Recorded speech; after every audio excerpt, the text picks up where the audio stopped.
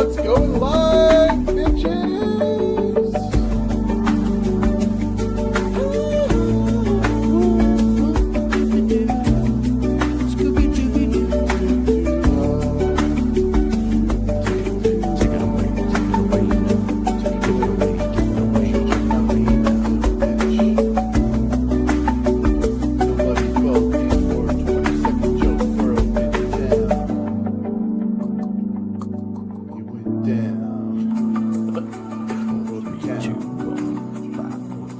Chew on this! Suck it! Live in conjunction with Lock TV and Raw Live Studios. It's the Dames Marvs Show. With Frankie J.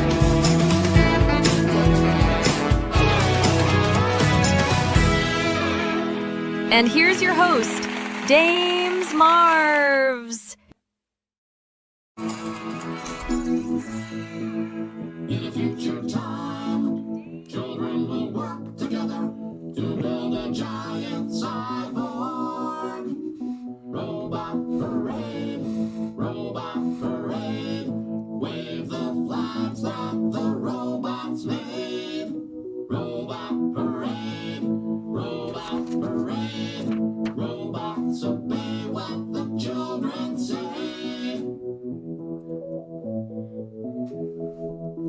All right. We got to start out the first show with the little they might be giants. My name is Dames Marvs. This is the Dames Marvs Show. This guy right here is the true entertainment. This is Frankie J. How you doing, my friend? I'm good, man. I'm ready to rock and roll and do it. You nervous? I'm a little nervous. No, I'm not sweating in my armpits. I think I'm good. I do want to tell people a little bit about what's going on here. So I want to welcome everybody to, obviously, the Dames Marvs Show. This is the wildest corner of the internet, you guys, where we're going to talk shit. We're going to crack jokes. We're going to bring on guests from time to time. No particular agenda, except having fun. We'll riff on whatever's on our minds. We'll dive into the weird or wild, maybe, just maybe. Make sense of the day by looking back at how history has treated us over the years. There's no script. There's no filter. Just honest conversation, laughs, perhaps a little bit of chaos. Maybe Frankie and I will do some bare knuckle boxing. Sweet. Just grab a seat, kick back, enjoy, because this is the place where anything goes and everything is worth talking about. Everything is worth talking about. You will see that. So let's get into it, Frankie J. Monday, January 5th, first show. Yep. We have Uncle Russ in the waiting room. He's waiting. He's not ready to come on yet. He's got a few things we got to talk about first. This show right now is looking at being Monday, Wednesday, and Friday. We're going to see how it goes. We don't know if that's the schedule we're going to take. It might be too much. It might be too little. It's really up to what we can do, manage, and what the people want. And we don't know how long the show's going to be. Like I said, there's really no rules. We're just going to have shit prepared for each day. And if we get through it, we get through it. If we don't, we'll bump it to the next day. Or if we run out, we'll just end the show. No big deal. But we're here to entertain you. Or I don't even actually care if you're entertained. Frankie and I are going to be... here's the real deal, guys. If we weren't doing the show, we would just be on the phone talking to each other. And it's more fun to do that and potentially include some of you along the way. So, that being said, anytime you want to comment, please leave a comment anywhere. And if we see it, we may choose to interact with it, or we may just go like that. We don't know yet. Frankie, tell the people a little bit about yourself. About me? Where you at? Well, what's behind you? What's behind me is a Bills Mafia flag. Go ahead. Now, where are you at? More about you. Well, I grew up in Buffalo, New York. I was there 45 years and decided to move to the Adirondack Mountains to a town of 1,300 crazy people, and I love every second of it. He really does. Why are you such a glutton for punishment in snow and cold weather? I love the cold. I love the snow. I love the colder, the better. The more snow, the better. It slows everybody down. and keeps people inside, especially the ones that don't have 4-wheel drive. It's pretty sweet. You guys, I'm just going to warn you now. Frankie's got a neighbor that slams her door regularly, and if you just see his face turn red as the mafia sign behind him, Phew. well, I'm sure that we'll talk about your crazy neighbor. She might knock on my Frankie's doorstep. got some of the craziest stories in the history of planet Earth, so we'll look forward to some of those too. He's also got a very unwarranted love for the artist Pink. I love her. I have on my notes, does Pink look like a man? I don't think that, but I've seen it all around the internet. I know that this is like, if someone would knock on your door right now, this would be the person that you would want on the other side. Oh, God, yeah. Yes. All right, and I mean, spare everybody the sexual details, but what is it that you love about this woman? And do you agree that she looks like a man? No, I do not agree she looks like a man. She looks like a woman that's in great shape, healthy, physical, maybe dominating. Here's I the told you thing. to leave out the schmexual details. Dominating can mean a lot of things. I mean, I think she's very, very down to earth. She knows where she comes from. She never forgets where she comes from, and she's not afraid to share her story. Her story and my story seem to be similar in a lot of ways. Oh, really? Well, yeah, we both grew up Do in tell. growing up in crappy households and making it out. She happened to go the route of becoming what I feel is the female version of Elvis Presley. The whole world loves her. Oh. She sells out every show. She's amazing. She's just an amazing person, a humanitarian, everything. I just want to hug her. I just want to hug her and hold her and say, never gonna let you go. I'm gonna hold you in my arms forever. Okay, got it out. That was not planned, ladies and gentlemen. All right, I'm going to take Pink off the screen. Yeah, get her out of my sight. Because it's doing things that I've never seen in you before. So let's stop that immediately. You asked me. I told you. Okay, so I didn't pull up a picture of this artist, but you have an unwarranted and hatred for Taylor Swift. I do. Why? She's a little snotbag that got picked last in dodgeball and now is taking it out on the world with crappy music. See, you guys, we're, 4 minutes into the show?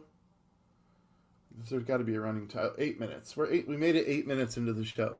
And now Frankie's already hated number one. Public enemy number one. Well, let me say this. Let me say this. I've been public enemy number one in the past. I did try to get myself out of that role. Of course, I don't know. I could still be there, but here's the thing: it doesn't matter to me. I'm allowed to have my opinion, and Taylor Swift doesn't have a body like Pink. But it has nothing to do with her body. I wouldn't think. She's not strong. You just and when I'm correct 100% when I say unwarranted hatred of Taylor Swift. Hate's a strong word. Okay. I don't hate her. I just don't like her. Okay. That's a lot better. Unwarranted dislike. Thank you. Of Taylor Swift. Okay. So we've backed it down. Hey Deb, glad to see you too. Thanks for tuning in. I hope that Frankie doesn't offend you to the point where you feel like you can no longer hold your lunch, because that's where I'm at. 9 minutes in now. All right. Who's counting? I don't know why those are the two things that I wanted to talk about first with you. There's so much more that I could pick on or highlight, but we'll get to that over the course of however many shows this ends up being. I do want to get to our guest because there's a lot of topical things. And we won't do this with every guest. Sometimes the guests will have a focused interview where we talk about whatever craft it is that they're doing. But sometimes they're just going to join the party. And our first guest ever on the show, I'm very thankful for him. Go ahead and bring him up. His name is Russell Wishman. But in the others, here at home, we just call him Uncle Russ because he is, in fact, my uncle. He plays Uncle Russ on Two Marks and a Spark with Ben Shrewsbury. Russ, you guys just came back together for I don't even know what it's like episode.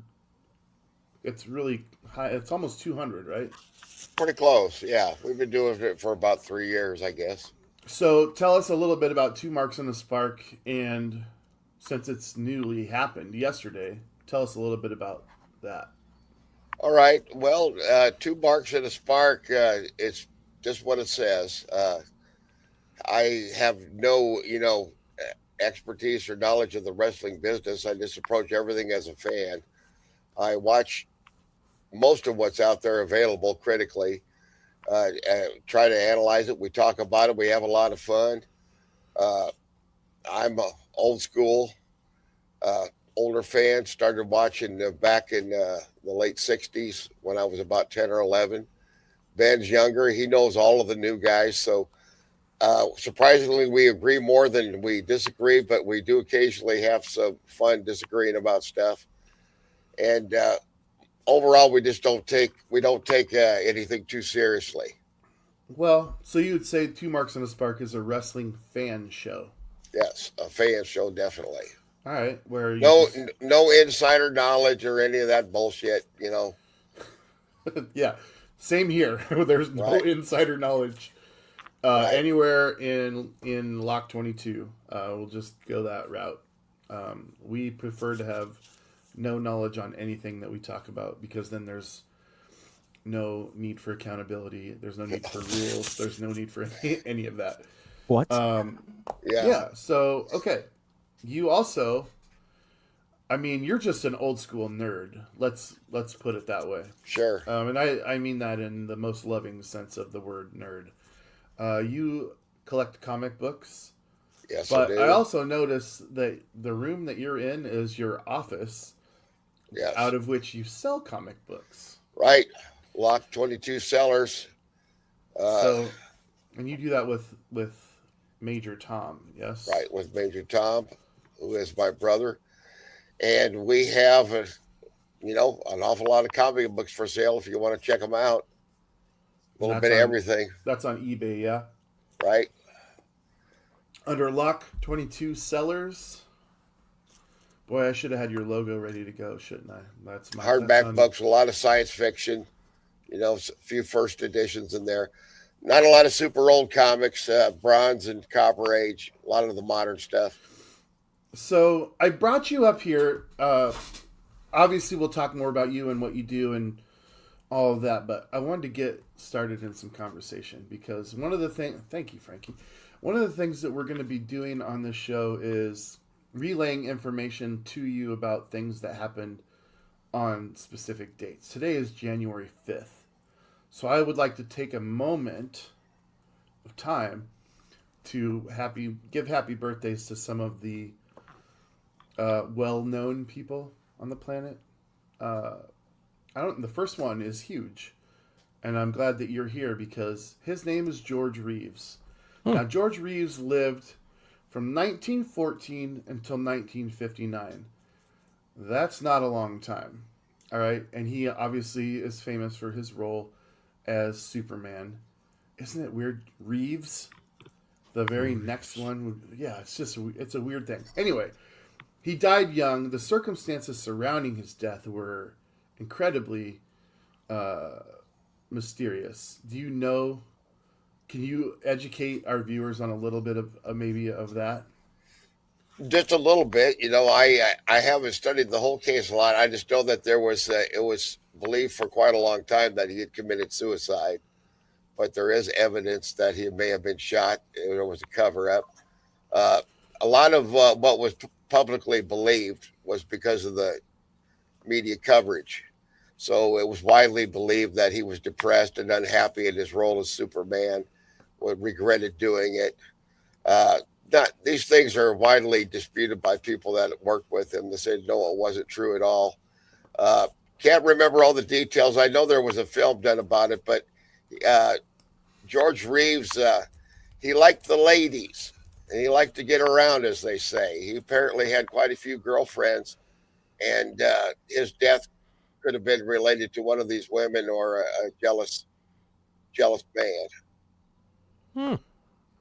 Hollywood, and I believe was the name of the film. It's worth taking a look at. What was the name of the film? Hollywood Land. Oh yes, yes, I have seen that. Ben Affleck, right? Yes, I Oh. think that it is my personal favorite in the role of the character. Of course, What's it called? the first I saw. Hollywoodland. No, George Reeves was, at that time when I was a kid, the episodes were in syndicated reruns. They'd come on right after school. So that was my first exposure to the character. And then later I found some Superman comic books at my grandma's house and kind of just took off from there. Is he the greatest superhero, Superman? Well, I don't know if greatest, he's my favorite. All right, guys, what's your favorite superhero? That's something that I definitely want to know because I know we're going to get some Spider-Mans in there. I know we'll get some Batmans in there. And then we'll definitely get some people that are just too cool for school and have to pick someone like,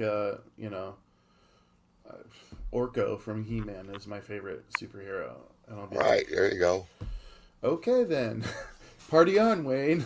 Right? Party on, Garth. All right, so George Reeves, happy birthday. Whatever happened to you, sir? You were an icon of your time, and sad that you're passed on. Speaking of also passed on, today would have been Diane Keaton's birthday. Oh, happy birthday. She passed away. She was born in 1946, and she passed away last year, 2025. So that's a recent one. She's also an icon. Dude, this next one, 94 years young today.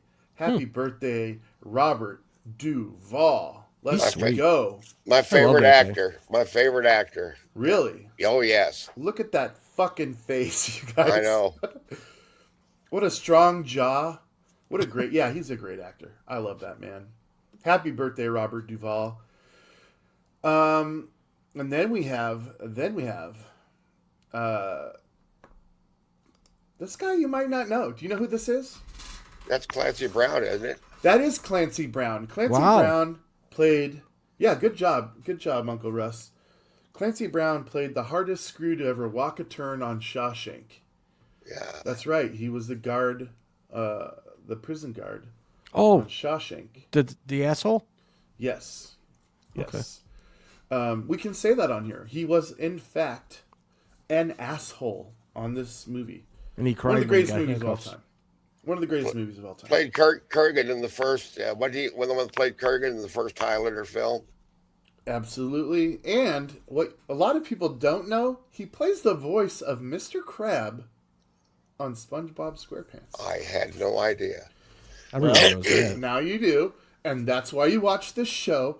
That's why the 41 people that are watching this show right now, they get some education. This is not just... go ahead, Frankie.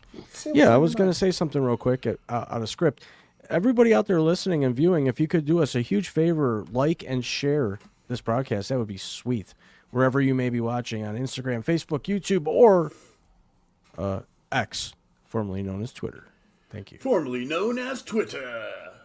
It's still Twitter, okay? It is. No matter what anybody says, it's still Twitter. Give me a hell yeah in the comments if you agree. All right, we got a Wonder Woman. Someone loves Wonder Woman. Deb Upcroft loves Wonder Woman. I just want to get that into the show. Thank you for commenting as we requested. Clancy Brown, happy fucking birthday, my friend. Next up, we have turns 56 years old today. Woo. It's Marilyn Manson. Marilyn Manson. All right, we got some more from X right now saying hell yeah. It will be always be Twitter. Anyway, Marilyn Manson, he this is, I don't know if you guys know this, but I'm going to say it as though it's a fact. This is Paul from the Wonder Years. Frankie, did you know that? Yes. Paul Fife from the Wonder Years. I can Yeah. see it. I can see it. Or perhaps it's his clone, He was on Sons of Anarchy. So, for those of you in the chat that are like, that's not Paul from... No shit, okay? No shit. That's not I Paul understand from he's the Wonder Years. performing again after he's performing again. And reportedly, a lot better shape, doing better. Well, he looks pretty rough here. Well, And I think this was like 20 years ago, so he was Sure. only like 40 or like 35 or something like that. But Well, he did do He- prison time in Sons of Anarchy, so that he kind of did, and he was also blamed for the shooting in Columbine because they listened to his music. well, of So course. that obviously meant that he was responsible for that. You listen to rock and roll and you get brainwashed, and it's like kill for Satan. Ooh. Yeah, I mean, rough. who wouldn't hear the beautiful people, and then just go on a killing spree, right? He In does fact, have some pretty sweet songs. Yeah, I he's got agree. a lot of good I'm not a stuff. huge fan of Marilyn Manson, but I've always I've at least admired the way he speaks about his beliefs on, he's like, I didn't do this, whatever. Anyway, he's 56. Happy birthday, Marilyn Manson. All right. Good for him. And then the youngest birthday we have, and it's funny that I'm just gonna bring it up. He's 51 today. This is Bradley Cooper, Philadelphia Eagles fan. I brought up this picture of him because he's more machine than man now, Took a lot of Adderall. like Darth Vader. Speaking of Adderall, if you need some, reach out to me because I have a source for you. Yeah, that's not illegal. I'm sure it is, but whatever. Take us down right now. 21 minutes into the show. Yeah. What has he Oh. got? He's got Botox. And let's talk about Botox for a second, you guys. I've used it. You have not. Yes, for headaches, migraine headaches. You injected it. They do pinpoint injections in your neck area if you got Okay, but chronic Can migraine. we agree that- multiple uses, Damon. If Multiple you uses. do this over a period of time, it becomes obvious. I mean, look at how beautiful I am. It's obviously done some stuff. I mean, yeah, it's done great things. I don't for care you. who disagrees. I think I'm a beautiful Done man. great things for you. Yes. Can we agree that it becomes obvious though? If Over you time? inject it in your eyes and lips enough, yeah, Maybe sure. maybe that'll fix my what do you call it? I don't even Face? Bell's palsy. My face. Yeah. No, and for those of you that are wondering, I got hit with Bell's palsy, How do you and get so hit with like it? my face is like I don't know. I don't know what's going on. I feel Yeah. Do you drool on yourself? I did that before. To be fair, that's I mean all right. that's not a good indicator. Of That's what I do anything. when I see pink pictures. All right, so we got laser resurfacing. I don't know what that means. Oh, I know what that means. What does it mean? Gets rid of wrinkles. They laser little Resurfacing? suckers. Yeah, they resurface it's like sandpaper. All right, But laser. filler. I kind of think I know what that means. Yeah. It's like putting putty on an old car, Yep. Eyelid surgery. Who gets eyelid surgery?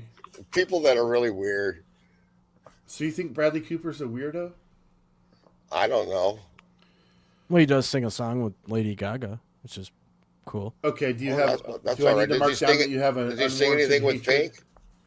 Yeah. Do I need to mark down an unwarranted hatred of Lady Gaga as well? No, she's my backup plan to Pink, actually. Yeah. Hey, you never even mentioned what a great voice Pink had. What a Oh, she's a- fantastic Of course voice. he didn't, because that's not what he's. Thanks, I mean- Uncle. No, about. thanks, Uncle Russ. Yeah. Because she does have a beautiful voice. Oh, yeah. She's amazing. I let her sing me to sleep every night. and Does she, lullabies. Frankie? Does she have a wonderful voice? Oh God, I would want her to serenade me all day. Yeah, that song. Just give me a reason, just a little reason. We're not broken, baby. My favorite kind is that the duet she did with Steven Tyler on one of her early Yeah, albums. That is beautiful. Uncle Russ, you like Pink too? Yes. Yes. Sweet. I don't know that we can do hashtag Pink. Oh, she did this song with Nate Roos Yeah. from Fun, This is her voice. Oh my God. dude. Put her picture Yeah. get back up. What a great. Yeah, I can do that. What a great. Put a whole bunch of pictures of her up there. You could have done it too, you deathwad. See, find one of the pictures where she's hanging from the trapeze thing, Yeah. Frankie's on it. I'd have Remember, one in my Frankie, house. it has to be a JPEG to go into the thing. JPEG. Hey, when I have them come put one in my house, I'll be like, make sure it's JPEG. All right. This is fantastic. All right, let's move on. I have a lot of different questions for you guys. Oh boy. But happy birthday to those folks. We're going to try and do that every show, highlight some people.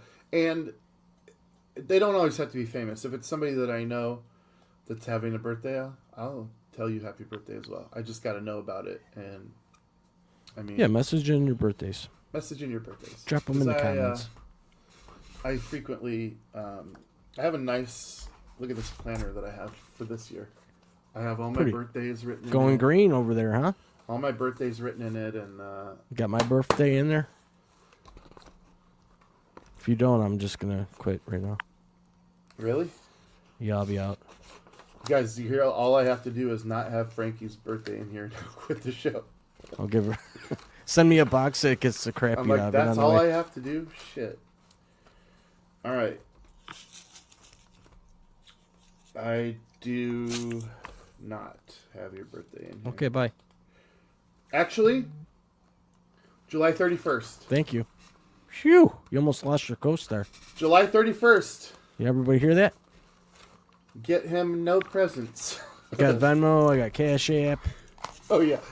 We will, obviously, I'm not asking anybody to support the show. I like that somebody's giving us anger, though. Just You because see I that? don't like That we Taylor got Swift. some anger stuff. Oh, yeah, probably. It was definitely you. I and know not who me. it was. It's definitely you and not me. I know But, who's angry. Okay, no, that's good. I do. Keep giving him the angry face. Bring it. Because he has an irrational hatred for Taylor. Just like for Thank Taylor you. Swift. Because hate's a Okay. strong word. All right, but no, obviously, this show has zero budget right now. But that I want that to change because, not that Russ isn't a quality guest, but we want to have guests that from all spectrums. And I'm telling everybody right now, if you're watching this and you want to be a guest for any reason, you don't have to be. You don't have to own a company. You don't have to just be a person that wants to talk to us. That's really all you have to do, and we will get you on the schedule. We got some awesome guests coming up. Actually, Wednesday's guest is going to be, and what's weird is Frankie and I do 3 shows. Well, Frankie does 3 shows on Wednesdays Oh, now. So tomorrow night, we're going to pre-record Matthew Blevin's show, and we're going to play it live Wednesday at this time, so that we can just have a little time off on Wednesday. But Matthew Blevins is a comedian that, and he's been at it like almost a decade now, and he's hilarious. So that'll be a fun show. Tune in for that, guys. I got lots more about what happened today over the course of history, but I got some other things that I want to talk about. Russ, you love comic books, and I'm sure Yes, that sir. you brought a couple things in that you want to talk about.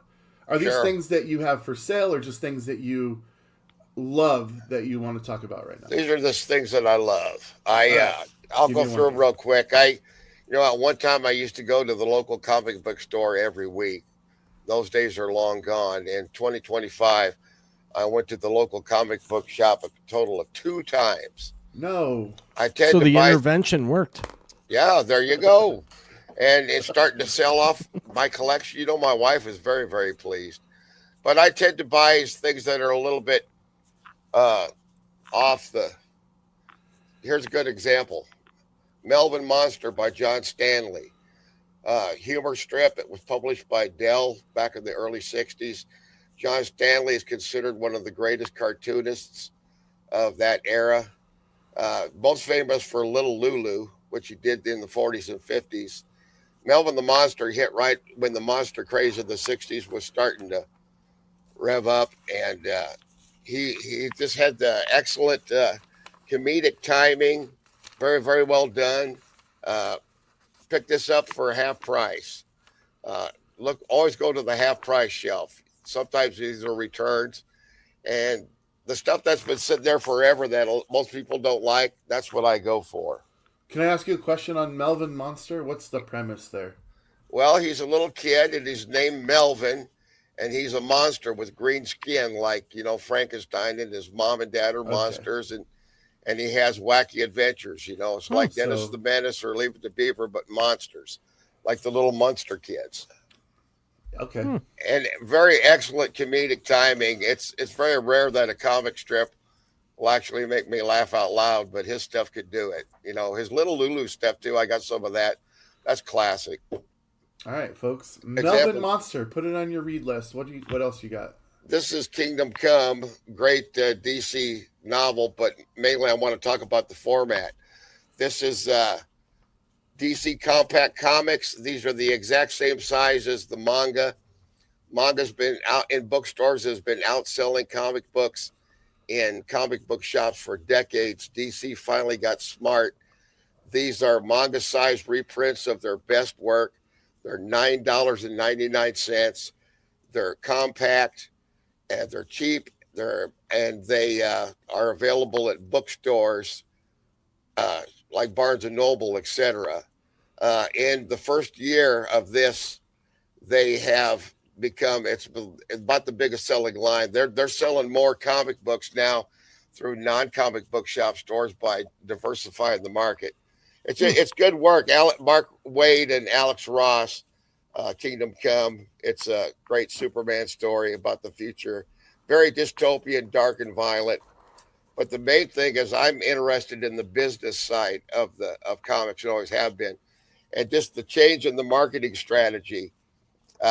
If comic books are going to survive, they have to get past only appealing to comic book nerds like myself, because we're barely keeping the business alive when comics are $3.99 a pop for an average comic. There's no way it's going to survive, especially when DC is owned by Warner Brothers and Marvel is owned by Disney. And if those assets ever stop making big money, they're just going to be sold off. Yeah. And devalued. Number 3, DC line. This is their answer to the Marvel Epic line.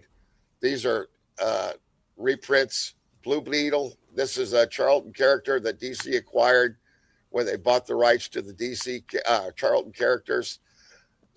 Most of those characters went on to become characters used in The Watchmen. They changed them, and that became The Watchmen. Blue Beetle, obscure origins. Nobody's 100% sure who created him originally. This has got the public domain stuff from the 60s. The thing I like about this is that the first half is drawn by Tony Tallarico, one of my favorite comic book artists, who's widely considered to be one of the worst comic book artists of all time. Everybody hates him. They can't stand his stuff. Oh, he's one of my favorites. So sounds like he and Frankie have something in common. So that's just an example. My wife is into it too. She reads a lot less of the superhero stuff, and she's more into the more literate type stuff. Actual graphic novels. This type of thing. Well, she looks at the pictures only. I do that. Oh, sure, yeah. Dude, I think the last comic series I read was the new G.I. Joe. And that would have been like, I don't know, 2008 maybe. Okay, right. So I'm a little bit out of touch with comic I've never books. read a comic book. Really? Have you read Never. a book? I've read tons of books. I was in college, Yes, you were in college, yes. I made the dean's list a couple times. The dean's list? Yeah, but yeah, got certificates and everything. Wow. Good I deal. think that's very... I was in college too. I was in there. Yeah, you showed up. Yeah, I showed up, Some people flunk out and some people drop out. I've done both. It's like I saw a couple classrooms. I sat in the back corner because when I would fart, then it would just clean the house. Really? I did it once, yeah. It was awesome. You, all right. Have you ever used Febreze to cover a fart? No, because then it smells like citrus. Citrus? Yeah. That's a new word, folks. No, it's not. Shit. Where has it ever been used before? Well, have you ever gone to, like you go into a friend's house or a party somewhere and someone goes in the bathroom and lights it up and they spray the air freshener and you walk in, you can still smell the poo, but it just has a little bit of a smell of goodness. That's like right. citrus. And you say See, that Uncle Russ shit- knows. I like you, It, Uncle it, Russ. it smells like a stinky ass fart mixed with like morning breeze. You Yeah. know, whatever the hell morning breeze smells like. You know, or This segment of the Dames Marv spring Show morning. You is know, brought to you by Citrus. Febreze. there you go. Febreze. I like the apple cinnamon flavor it does. It's Ugh. great. It's That's got not a twang flavored, to it. Russ. You Well, don't eat it, okay? Well, you don't you know what I mean. Do not eat this, ladies and gentlemen. Okay. Well, it's just like that strawberry shampoo. I know you're not supposed to, but I can't help taking a sip now and then. my You know, God. It's like It smells- chapstick. I hate smells so chapstick. good. You There guys you are go. out of control. All right, guys. Let's talk about meat for a minute. About what? Meat? We're going to talk about meat for a minute. All All right. right. You guys will notice on this show there's no direction really. It's all I right. just have notes of things that I want to talk about, and it hits me at whatever moment it hits me. Some of these things will never hit me. Like I don't want to use that one for an example, but men and feelings. Is it okay for men to tell each other that you love them? Yeah. That's not occurring to me right now. But I'm just saying it's on my notes. Someday it might. I might bring it up. But I want to talk about meats. Okay? Meat. Now, this is a meeting. So you could consider this a meeting to talk about meats. What? So I'm using meat in two different terms here. We've met, past tense, in this meeting to talk about meat. My question, and I'm sorry, vegetarians. I'm not really sorry. You're the ones missing out. It's okay. You're probably healthier and will live longer, blah, blah, blah, blah, blah. But I will be Nope. happier. Not necessarily. Not necessarily. That's true. Protein. Okay. If you could only keep one of the following three, and I don't want you to answer right away, okay? Do not answer right away. Give it some fucking thought to this, okay, people?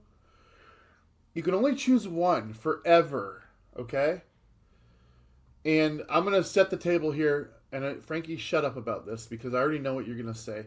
You can have all the seafood choices forever and ever, ever to pair with this other meat. But I'm going the big three here. And you can have lamb, because that's not on here. So you got seafood and lamb that you will always be able to have with this. I suppose if you want to, you can have pigeons and squirrels and shit like that too. But we're talking the big three. You got pork, you got chicken, and you've got beef. Let's talk about what we would keep forever. You can only have one, and then what you're throwing away. Russ, I'm coming to you first. Thought-provokingly, out of those three, pork, chicken, beef, which one would you retain forever, knowing that you could never eat the other two ever again? Go. Beef. Beef. Okay. What made you say beef? Because I like the taste the best. That's it. The Interesting. taste, the texture, Okay. the smell, the versatility of it. All right. Before we make arguments, Frankie, are you a beef, chicken, or pork? Beef.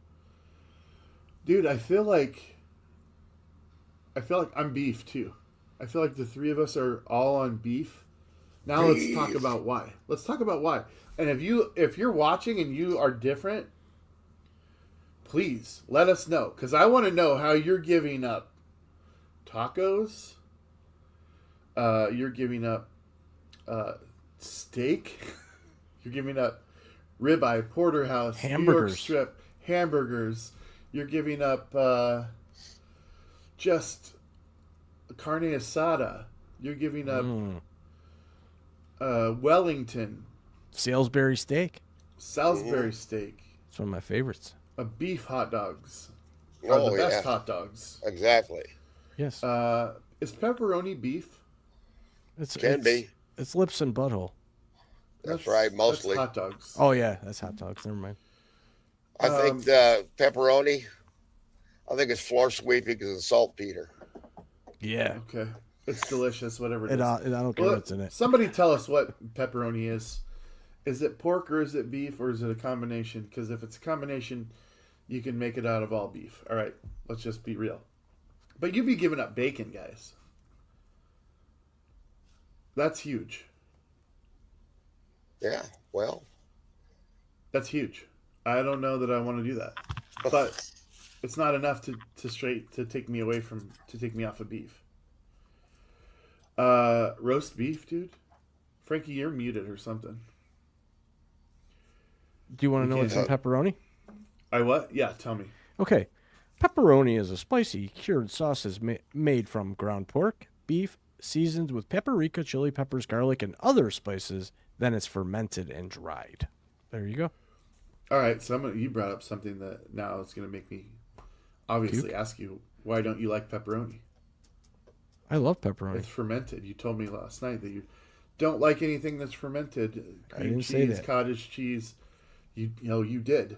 No, I said And- I don't like certain fermented items. I never said pepperoni. You never. No, you said I don't like fermented shit. Was your exact terminology? Okay, well, You're not getting out of that. pepperoni isn't.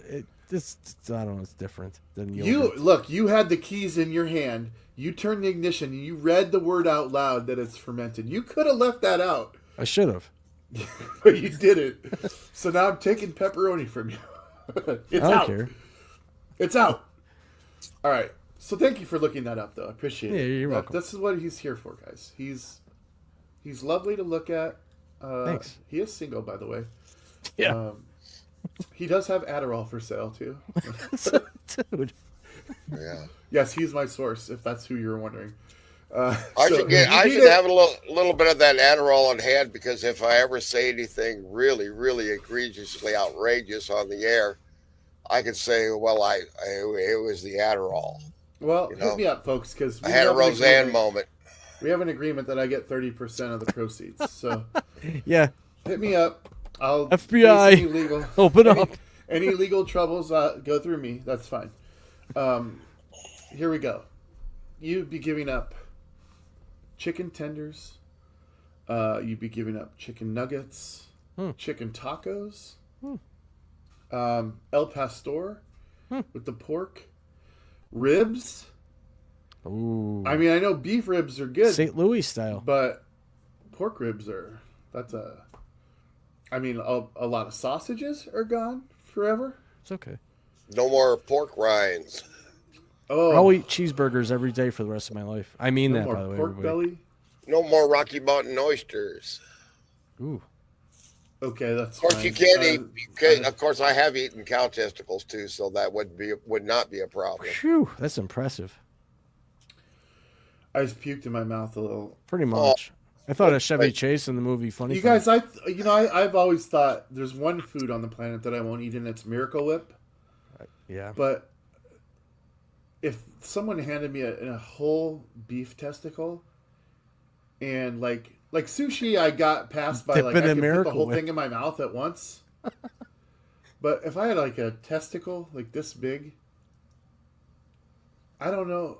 I would be worried that it would squirt. Oh no. It's just like tender white meat, you know. The texture can be a little creamy. That's Dude, disgusting. you're talking about eating balls. What, does it come with the sack? Or No. No, that would be two. yeah, but They take them out. they take them out. Okay, it's still disgusting. You guys are nasty. Anyway, You brought it up. no, Russ brought it up. I did. Okay. That was my fault. Jeez. We put him back in the guest box. Anyway, back to the beef. Back in the Get out of basement. here. Get out of here. All right.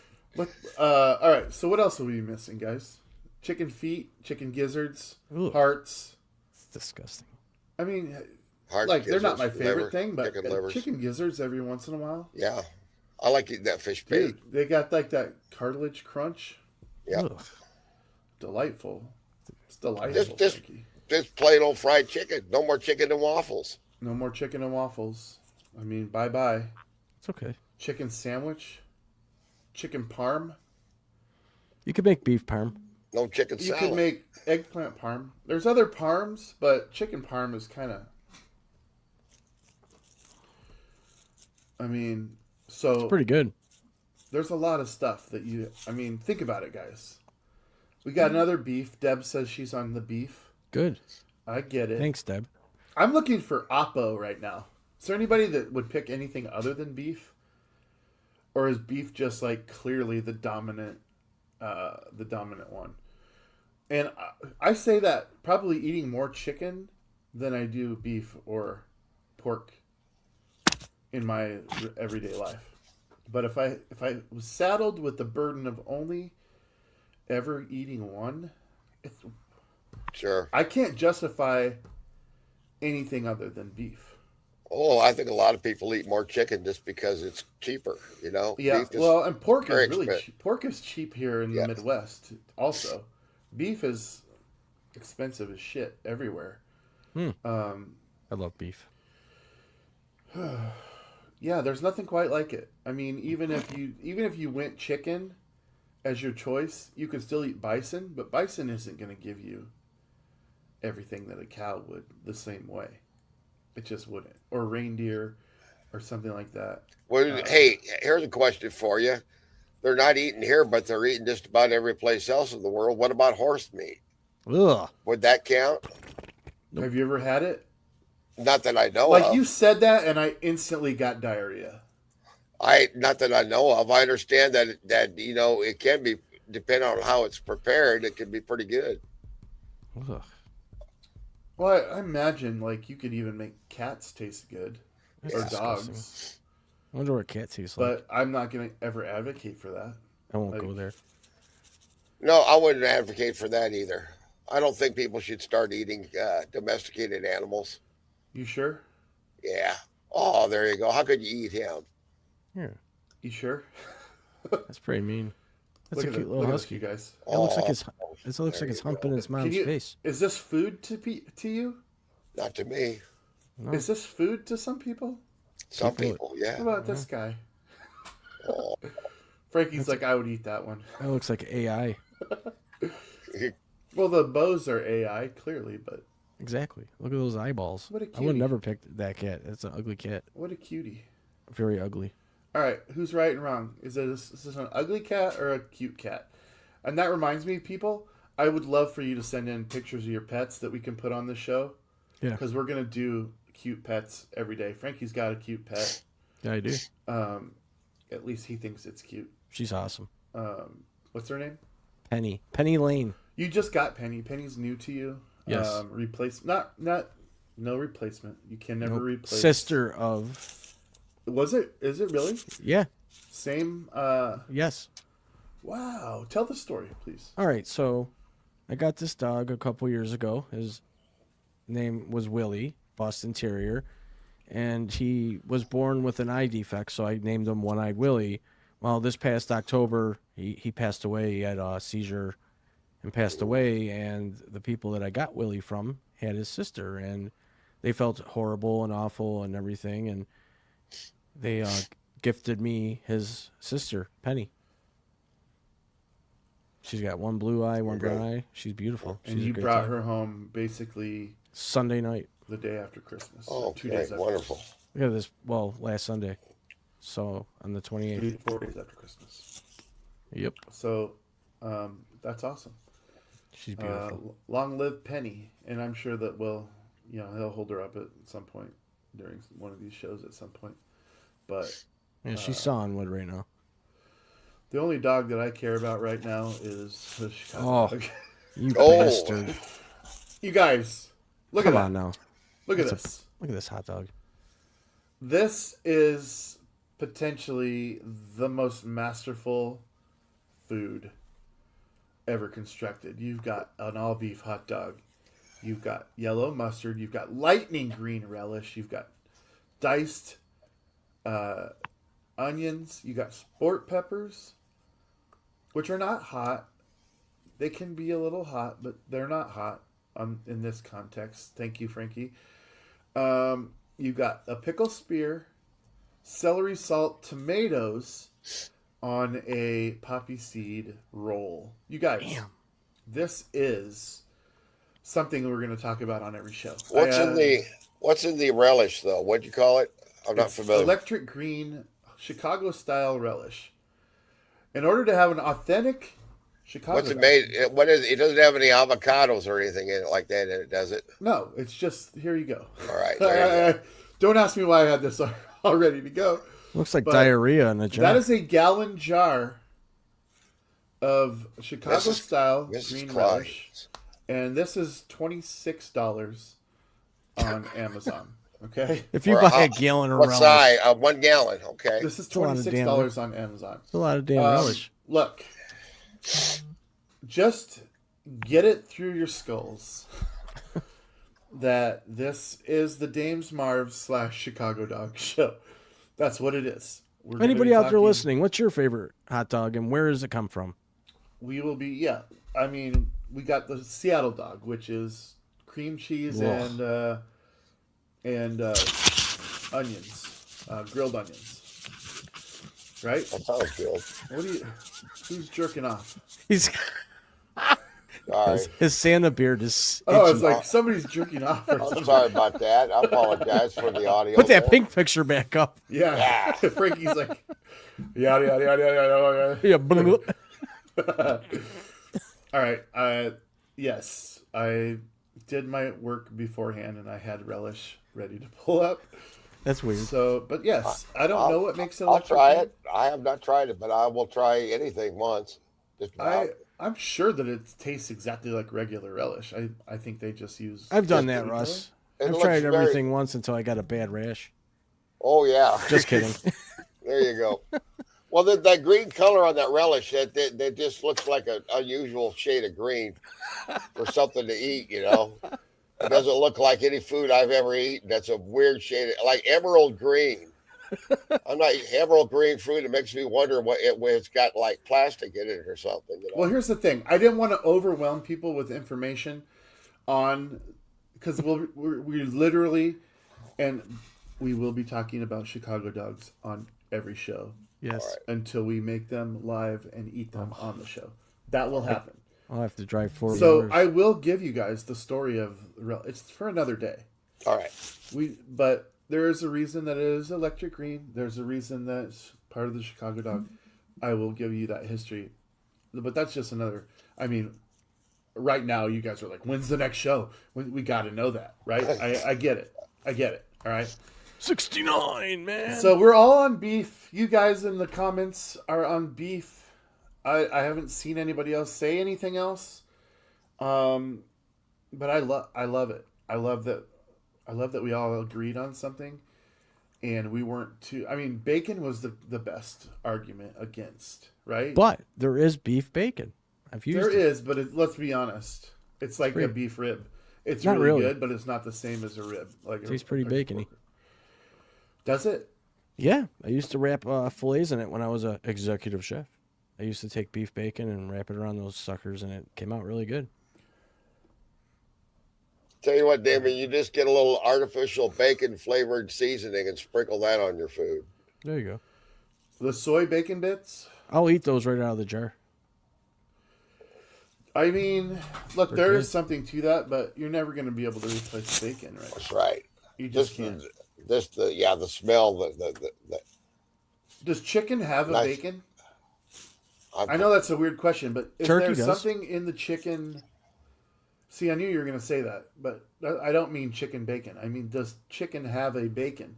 Like a thing that makes it like, Probably not. oh, I should rethink this. Okay, next question. Is chicken the last? Is pork ahead of chicken? Since we Yes. agree on beef, yeah. would you take pork over chicken or chicken over pork? Okay, Pork. I got On an pork. answer. Go ahead. Yes, in fact, there is chicken bacon. It's very popular. It's an alternative to pork. It's made from chicken, usually the thighs, seasoned, sliced very thin, and often wood smoked to mimic the taste and texture, offering, ready, everyone, a lower fat, lower sodium option for breakfast, sandwiches, or salads. There you go. Bam. Ladies and gentlemen, Frankie J. That's why he's on the show. That's why he's here. He can bust out the things that, like, here's the thing. Like, when we're prepping for the show, and I say we're prepping for the show, it's really me prepping for the show. He just shows up, and he can do these little things that are nice for me. I could do other things. He's had no responsibility whatsoever about what he doesn't even know what we're going to talk about when I bring it up. So bacon. anyone that ever accuses the show of being scripted can eat a dick. Eat a dick. Because we're That's not. weird. It's not. Well, it's mean, is what I it bet you is, people eat dicks off animals. right? I mean, Jeffrey Dahmer. Probably. Probably, yeah. Do you think he ate dicks? I mean, I don't think he didn't.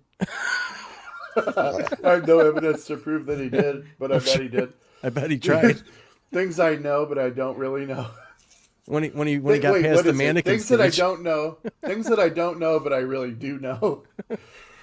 Jeffrey Dahmer, ladies and gentlemen, ate dicks. When he upgraded from the mannequins, sure. There you Oh go. my goodness. Oh That my was goodness. a weird dude. What a weird guy that. Uncle Russ. He was a real jerk, wasn't he? That What Jeffrey was Dahmer. Uncle Russ? Focus. What was the greatest toy of your childhood? Toy. Toy. Just pick out one. I mean, you can cite several, but give me what was the first thing that came to your mind? What was the greatest toy of your? Okay, while Russ is thinking about this, Frankie, you need to be thinking about this too. But I already of the viewers watching, what are some of your favorite toys? Let us know in the chat what your favorite toys growing up were. Go ahead, Russ. Yeah, I remember getting a red wagon when I was a little kid. That was a Those real were big sweet. deal. That was Real, a big real one young. for a lot of people, right? Real young. yeah. Then a Video little bit later, flyer, I baby. remember a big deal, and this was after I started seeing the cartoons on TV. They came out, Kenner Toy Company. Kenner, give a show projector. Had these film slides with cartoon panels and with a light bulb projector. You slide them through there and the blocks were formed like a comic strip. You could project pictures on your wall. And there's Huckleberry Hound and Yogi Bear and that was kind of fun. I remember that, but they don't last very long because the little cardboard slides of the film they get messed up and broken real easy. So to find one of those that is in really really good workable condition is very expensive because most of those toys never survived the kids. Yeah. Got to reach out to American Pickers. They might have one. Well, yeah, they find fucking everything, dude. They love Radio Flyer. Oh yeah, that was it. Radio Flyer. Yeah. Yep. And then That they was came out with the rubber wheels. I was like, man, I wish I was a kid again. Right. When I remember Tonka trucks, those were a big deal. My brother and I, Tom, we'd be out there digging in the dirt, hitting each other over the head with the trucks and fighting and Jesus. shit, And It's crazy. Mine was. You've seen the movie The Shining, I assume. He, Great movie. Danny Lloyd played Danny in the movie, and he was riding around on what was called a big wheeler. A big wheel. Yep. And I had that. It's like this little motorcycle tricycle that you pedal around. But the thing about this thing was, and you guys, if you guys are old like me, not you guys, but the people watching, you'll remember the big wheel had plastic wheels. Yeah, It would all always plastic crack parts. right in the middle, and rocks would get inside the wheel. Oh And yeah. so you always had it sounded like popcorn Yeah. if you're riding around. Like he had the luxury of riding around in a hotel. Right. On carpet to wood, which is one of the coolest things in cinematic history is the sound when he goes off the carpet. It's like from carpet to wood. But if you're riding around outside in your neighborhood, like the rocks getting in there, it was a nightmare. And it would always peel out in the rocks so you couldn't go anywhere. What a disaster of a toy. Frankie, do you have one that you want to talk about? My favorite toy was the cardboard car from Romper Room. Explain. You never saw Romper Room? No. Yeah, I remember it when I was very young. Thank you, Russ. Russ, thank you. No, my He favorite just toy. validated his whole life. My favorite toy was it was called Constructs. Okay, yeah, those were awesome. Yeah, I used to build some badass stuff with those things. Did you have this? Oh, I love the Light Bright. Yes, Never I had still one of had those, one. I but- still have one, but I just don't have it with me. Oh, we got to make the show logo on it and put it Love up it. behind you or something. Those are Look at how happy these bastards are. Yeah. I never had one. You lost out. Any of you remember a toy called the Spirograph? Yes. Is that kind of like a Yes. Magnadoodle? Yeah, Yes. that was a lot of Etch a There was Sketch was another Etch-a-Sketch, Etch a Sketch. Etch a Sketch I'm- pissed me off. Oh, that was frustrating. I never got good at it. You I know, could My- make squares. Dude, I got a story for yeah, you. man, that's about it. Yeah. My first girlfriend in high school, she goes, "Dude, I'm not an Etch-a-Sketch." Oh, there you go. Yeah. A true story. I'm not kidding. That's weird. You like And boobs. I bet she's watching. So here's to you. Here's to your She's like, boobs. I remember saying that. I'm not an Etch-a-Sketch. I had one I named Thumper. Okay, I don't really. True story. Do I want to know the story? I mean, you might. Why not? I mean, is it sexist? No. You're I like, don't know. no, not really. Go ahead, Could- tell it. Why not? No. No. There was one time I had to always wake one up, ping, and I called it Thumper. Oh, there you go. I get it. Thanks, Russ. Yep. I'm glad you brought him on today. Makes You know what? He's I just make- validating you, and I don't like it.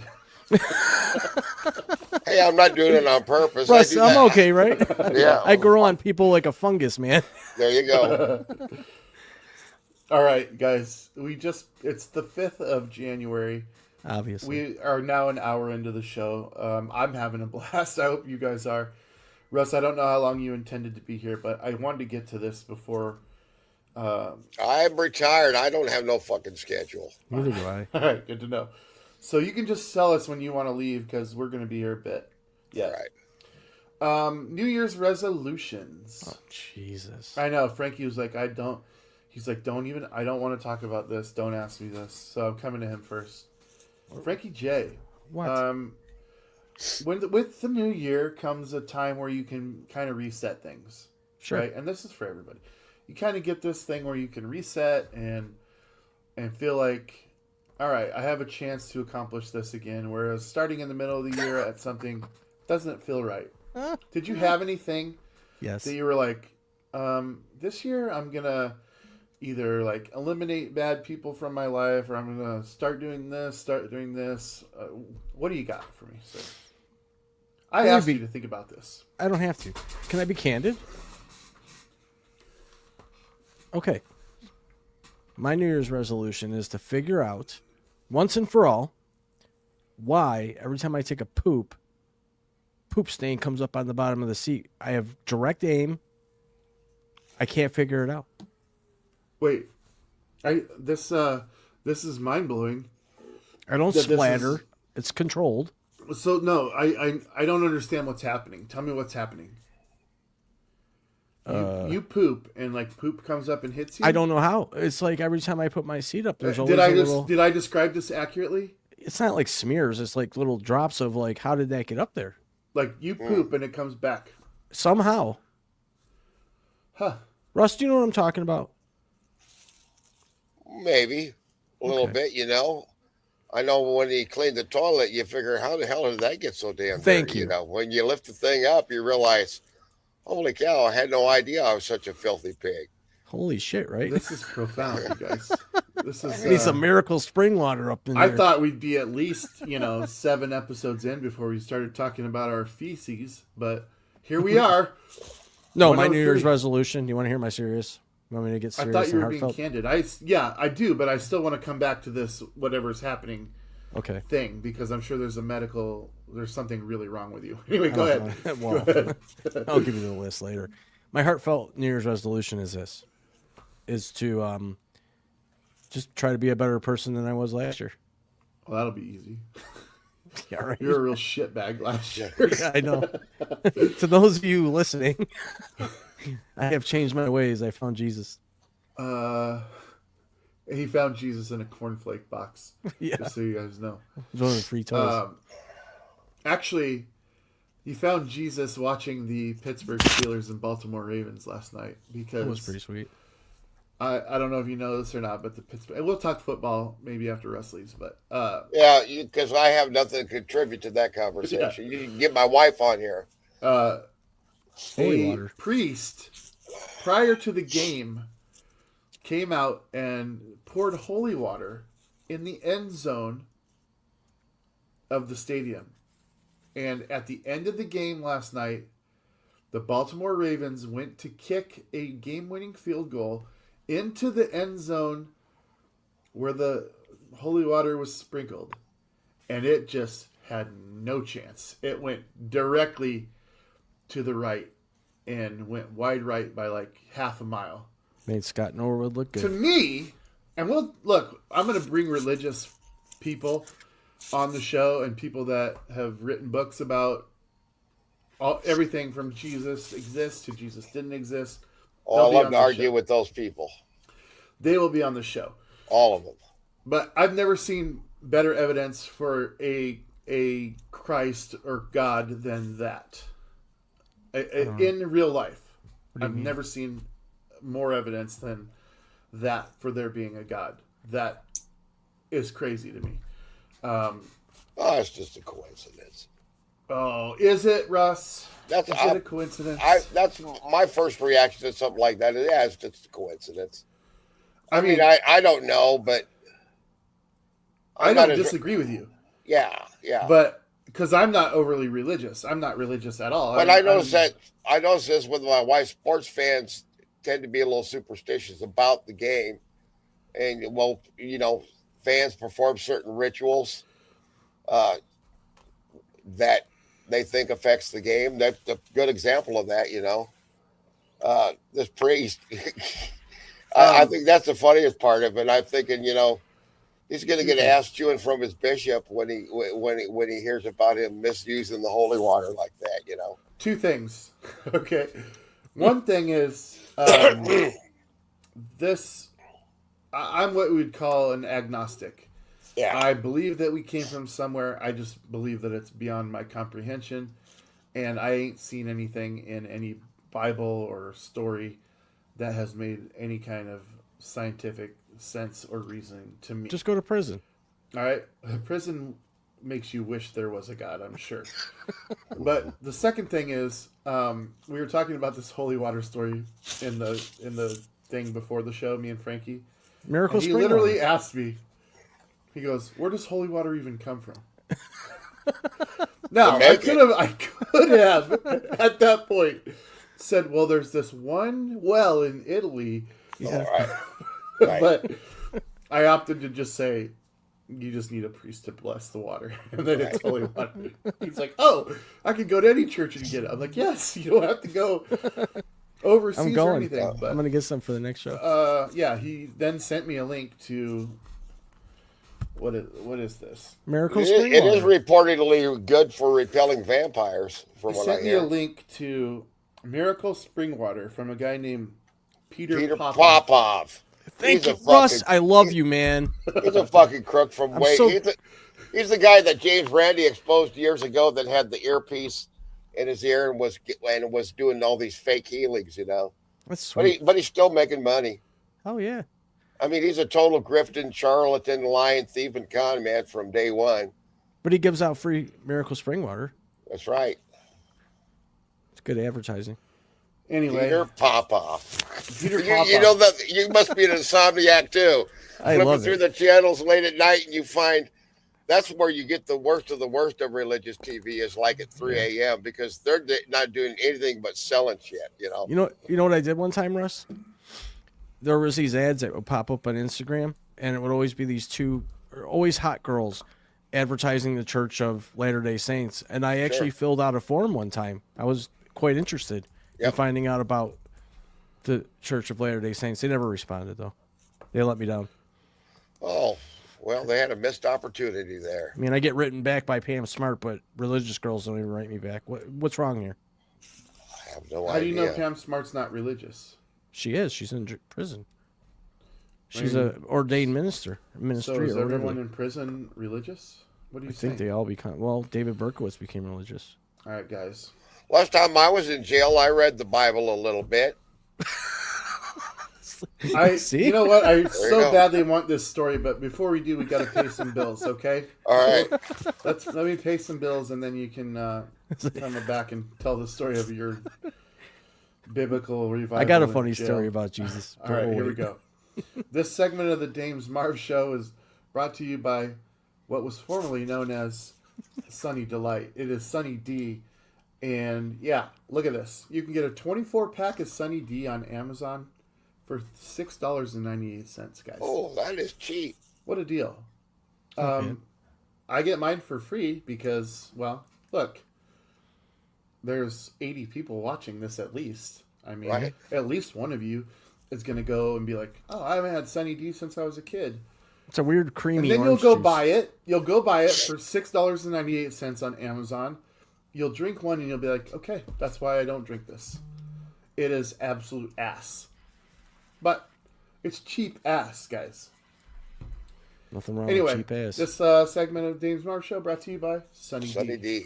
formerly known as Sunny Delight. They also have different flavors Yeah. that you can drink, but It's like getting a high C at McDonald's. there you go.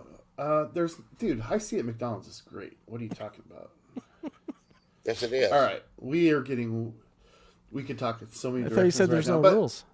there isn't, but I want to remember that Russ just talked about being in jail, so I got to hear that. Go ahead, Russ. Oh, I Jail's just mentioned that I had to do 2 days, and That's a hard time. that was nothing. I got sent over to Story County Jail, and from what I heard from the regulars there, they said, "Man, this is the best jail in the state." Yeah. So anyway, I Wait, remember what did you do? What did you do? I had an OWI. The hell is that? That's operating Overwhelming instinct? influence. Yes, and I pled guilty because I was guilty, Good for you. and that's the way to do it.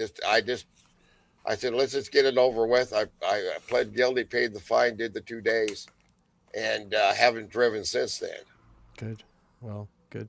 All right, now tell us what happened while you were in there. Well, anyway, so I'm bored and I'm reading, and I got through. I reread Fahrenheit 451 by Ray Bradbury, classic, Whew. and then I picked up. They had this Bible, and I remember reading Tobit. That's in the part of the Catholic Bible that the Protestants don't believe. It's a great read because it's one of the ones that we know for a fact, beyond a shadow of a doubt, is 100% pure fiction. And I always wondered why they didn't make Tobit into a movie. It's a story about a boy going on a journey across the desert with his guardian angel and his dog. His dog, for crying out loud. I mean, that sounds like an interesting story. Could be done as a graphic novel. Of course, you'd have to change it up a little bit, add a little sex and violence into it to Sweet. spice it up for today. But anyway, there's about nothing to do but read and watch TV in jail. You got to So- watch TV? Yeah, you get to I watch didn't. What television. is that? You get to do everything except smoke cigarettes. Oh, And that's at the that worst. time, I was still smoking cigarettes, so Ooh, that was the hardest part. hell yeah. Hey, a that's good my one. New Year's resolution. That's an anti-resolution. I will change if that happens, but it's ongoing. If I ever am diagnosed with a terminal illness, I will start smoking again. Are you, I are you mean- planning on doing that in 2026? No, I'm not planning on dying of a terminal illness, but Okay, good. it's just because I still think tobacco's the greatest drug of all time. It's the best. I've tried a few, and it's far and away the most addictive and the most enjoyable. It's the best around. Around. The only problem is it kills you just deader than hell. I mean, does it though? It gradually, eventually, it does. A lot of people, but at the same time, you can get lung cancer without smoking too. Yeah. So Here's the thing. I consider myself a non-smoker, but when I get together with the family, I'm ripping them, dude. oh yeah, I'm like, oh, yeah, pass me. Who brought them? Who brought them? Let's go. Lighting the next cigarette with the old But cigarette. here's the thing. You say it's the most addictive, but I haven't had a cigarette since Yesterday. Christmas. oh there you go. I mean, I went down to hang out with the family. I smoked like 2 packs of Oh, cigarettes. I have one once in a while too. I haven't had one for I don't know a week or so since I see my one buddy, who is my one buddy. So let me bump a smoke off you. Don't tell the wife. Of course, she knows anyway. But Well, I mean, they're not going to smell it, right? yeah, I don't care. I just say that as a joke. But I could have one once in a while. But when I was smoking heavy, I was going through about 2 packs a day. Woo! That's a lot of That's cigarettes. okay. That's addiction. To me. Plus, I was smoking a lot of weed at the same time too, so my lungs were in horrible, horrible shape. If I smoked more than like I don't know, more than like 10 cigarettes in a day, I'm just like, yeah.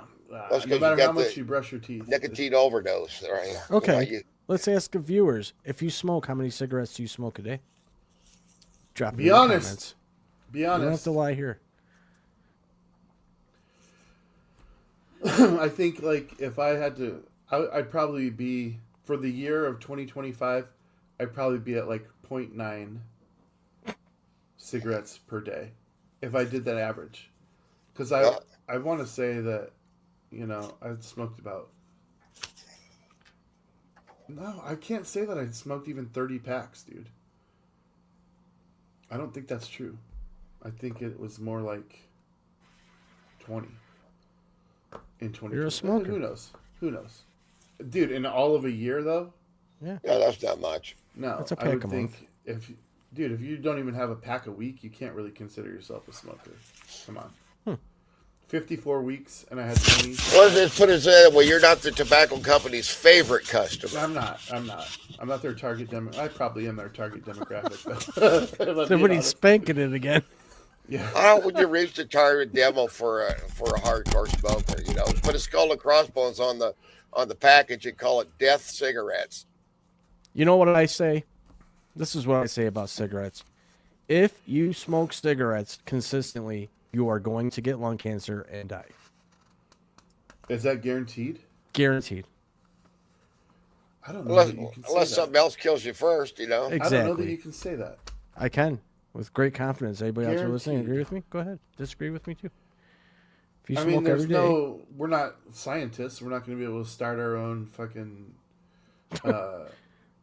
our own test. Yeah, I mean- you know, my father suffers from COPD, but he smoked from the time he was about 10 until he was about 80. And now he's been off it for about 10 years and he's feeling pretty good. But there still is a certain amount of lung tissue that's permanently damaged and it's never going to fully recover. That I agree with. I mean, it's definitely going to do damage, but is it going Right. to cause lung cancer and death? I mean, 70 years is a pretty long time. That's a pretty big sample, Frankie. And he's, yeah. I mean, if you're saying... Okay. Is it if safe you to say smoked for 200 2/3 of- years- Okay, let's say 2/3. Okay. About Yeah, that smokers. might be it. Because there's also other, not just lung cancer, but there's emphysema, tuberculosis, and COPD, and all these other wonderful things you can get, you know. Yeah. All Gum right. disease. Since we're talking about morbid shit, I have Okay. this in my notes. This is the first show. Adult diapers, guys. Never will. So, you can't answer the questions before I ask them, please, sir. I know there's no rules, but there's a thing called couth, okay? What's that? The concept of products to manage incontinence goes back centuries. I mean, with rudimentary solutions using animal skins, cloth, leaves, other absorbent materials long before modern hygiene technologies existed. Early incontinence garments were simply cloth wraps that had to be washed and reused. By the late 1800s, large cloth diapers pinned in place were common for both infants and adults, though they offered limited protection and required frequent changing and cleaning. The development of disposable diaper technology in the mid-20th century, driven largely by advances in materials, science, and mass manufacturing, eventually carried over from baby diapers to products for adults. Procter & Gamble, after introducing disposable baby diapers in the early 1960s, launched one of the first disposable diapers for adult incontinence in the late 1970s. These were initially marketed mainly in healthcare facilities, but today you can get adult diapers almost everywhere since the 1980s. It depends. It sure does. Depend is the major It does. brand. But my question to you guys, and to everybody at large, is twofold. Would you wear adult diapers? And then we'll discuss what all this even is. And then what would you call the product? Go ahead, Russ. Would you wear adult diapers in 2 years when your time comes? Well, I sure wouldn't want to, but on the other hand, it's better than shitting your pants. It is technically shitting your pants. I mean, it's I probably mean, so warm and mushy. It is technically shitting your pants. right, exactly. Yeah, folks. I mean, I went there. This is the Dames Marv show, not the whatever your name is show.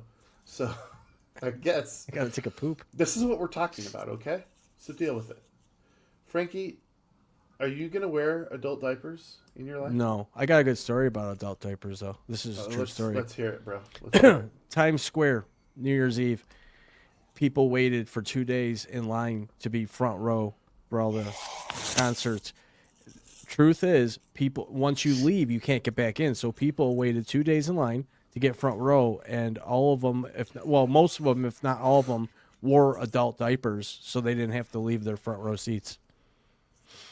Okay. Did you know that? No. I did.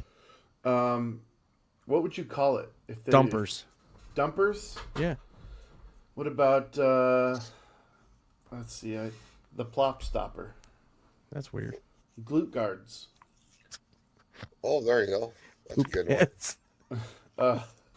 Hold on, I sent these to my kid the other day to see if I could What, make her diapers? laugh. No, the names that I came up with to see if I could make her laugh. Prevent a poop. Shit shields. Piddle proofers. There you go. Leak I love beaters, this show. Leak beaters. The fanny fortress. Oh, That's yeah. The undercover undies. Crap wrappers. Yeah, that one's sweet. I'd buy those. She said her favorite was the plop stopper. I said, That's a good one too. I'm partial to crap wrappers. Yeah. And I Porta came up with pants. this bit just so I could give off those names. But Porta pants. I can't imagine like a scenario where you're just wearing a diaper and you just go, I'm gonna shit, and you just shit yourself. Like that would be I can't even fathom that in my head. I can. Like just saying, well, fuck it. I'm wearing a diaper. I might as well just shit. Like, there's no way I would do that. These would be just in case you're like sitting there and you're like literally can't hold it. Right? Well, what if you like get to a point? Like, for me, in all seriousness, I know I've been goofing around on the show. I'll try to get serious. It's hard for me though. Don't even try to be serious. I'll No try one to be. cares. So eventually, I might not be able to walk. So what happens if I have to take a poop and I can't get up fast enough to walk to the bathroom? That would warrant the use of a crap stopper. I'm glad that you're talking openly about this because we still have to get back to the poop coming up. There you go. We have to address that. I mean, Are we talking about poop? We can't just let that go. I have this image in my mind of these little chunks of feces rising up out of the water and floating in the air, and I'm thinking that It's sounds like, maybe you got to call an exorcist in there. Maybe your toilet's possessed, Yeah. Yeah, You'll check your and toilet here's every the day. thing. Like, obviously, we've all had the green apple splatters, Mm-hmm. and so like we know what he's talking about. But he literally said every time he poops, it comes back up. Not every single time, but a lot. Well, there might be something wrong with your. I'm trying to digestive figure it tract. out, If it's, I mean, well, I'm here to help you, my friend. Thanks. Appreciate it. Frankie, they're like, I can tell Frankie's given this a lot of thought. Oh, I love it. Details. You guys. I love you guys in the comments. I do too. Becky says she put in an angry face and she can't change it. Don't change it. Leave it. She was Leave angry. it in there. Hi, Becky. We deserve it. I think we got 3 of them though. Or is that just only 3 people care to? No, I know what happened. She clicked it and tried to unclick it and then clicked it again on accident. She's a triple Perhaps. clicker.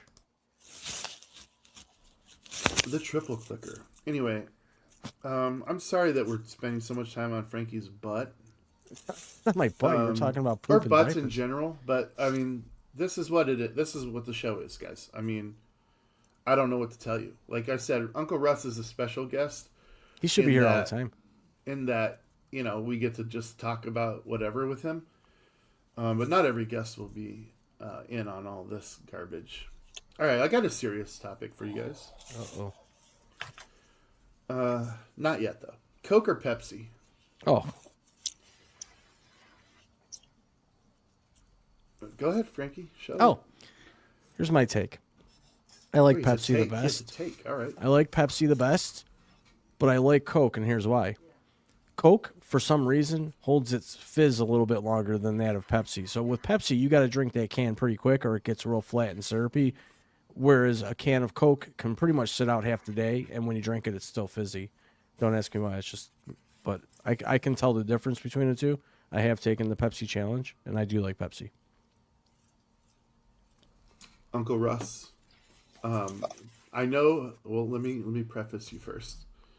I know you're probably going to say, "Well, I don't really care for either," but that's Diet not the Pepsi, question I is. prefer out of those two brands, Okay, Diet Pepsi. or the zero sugar. This Yeah. is weird. This is interesting to me because I see America as being Coca-Cola. Right. If you look at places like McDonald's. Well, I like Taco Royal Bell's being Crown, but Pepsi. you can't hardly ever find it anywhere. Not in most parts of the country, you can't Okay, find Royal Crown. that's what I was gonna say. The best is RC Cola. Mhm. Yes. It is. I mean, fight us on this, guys. I hear three grown men here who didn't discuss this previously, all telling you that RC or Royal Crown Cola No. mixed drinks, it's the best. It's like really is like a combination of Coke and Pepsi together, but it just tastes better than both of them put together. That's wow.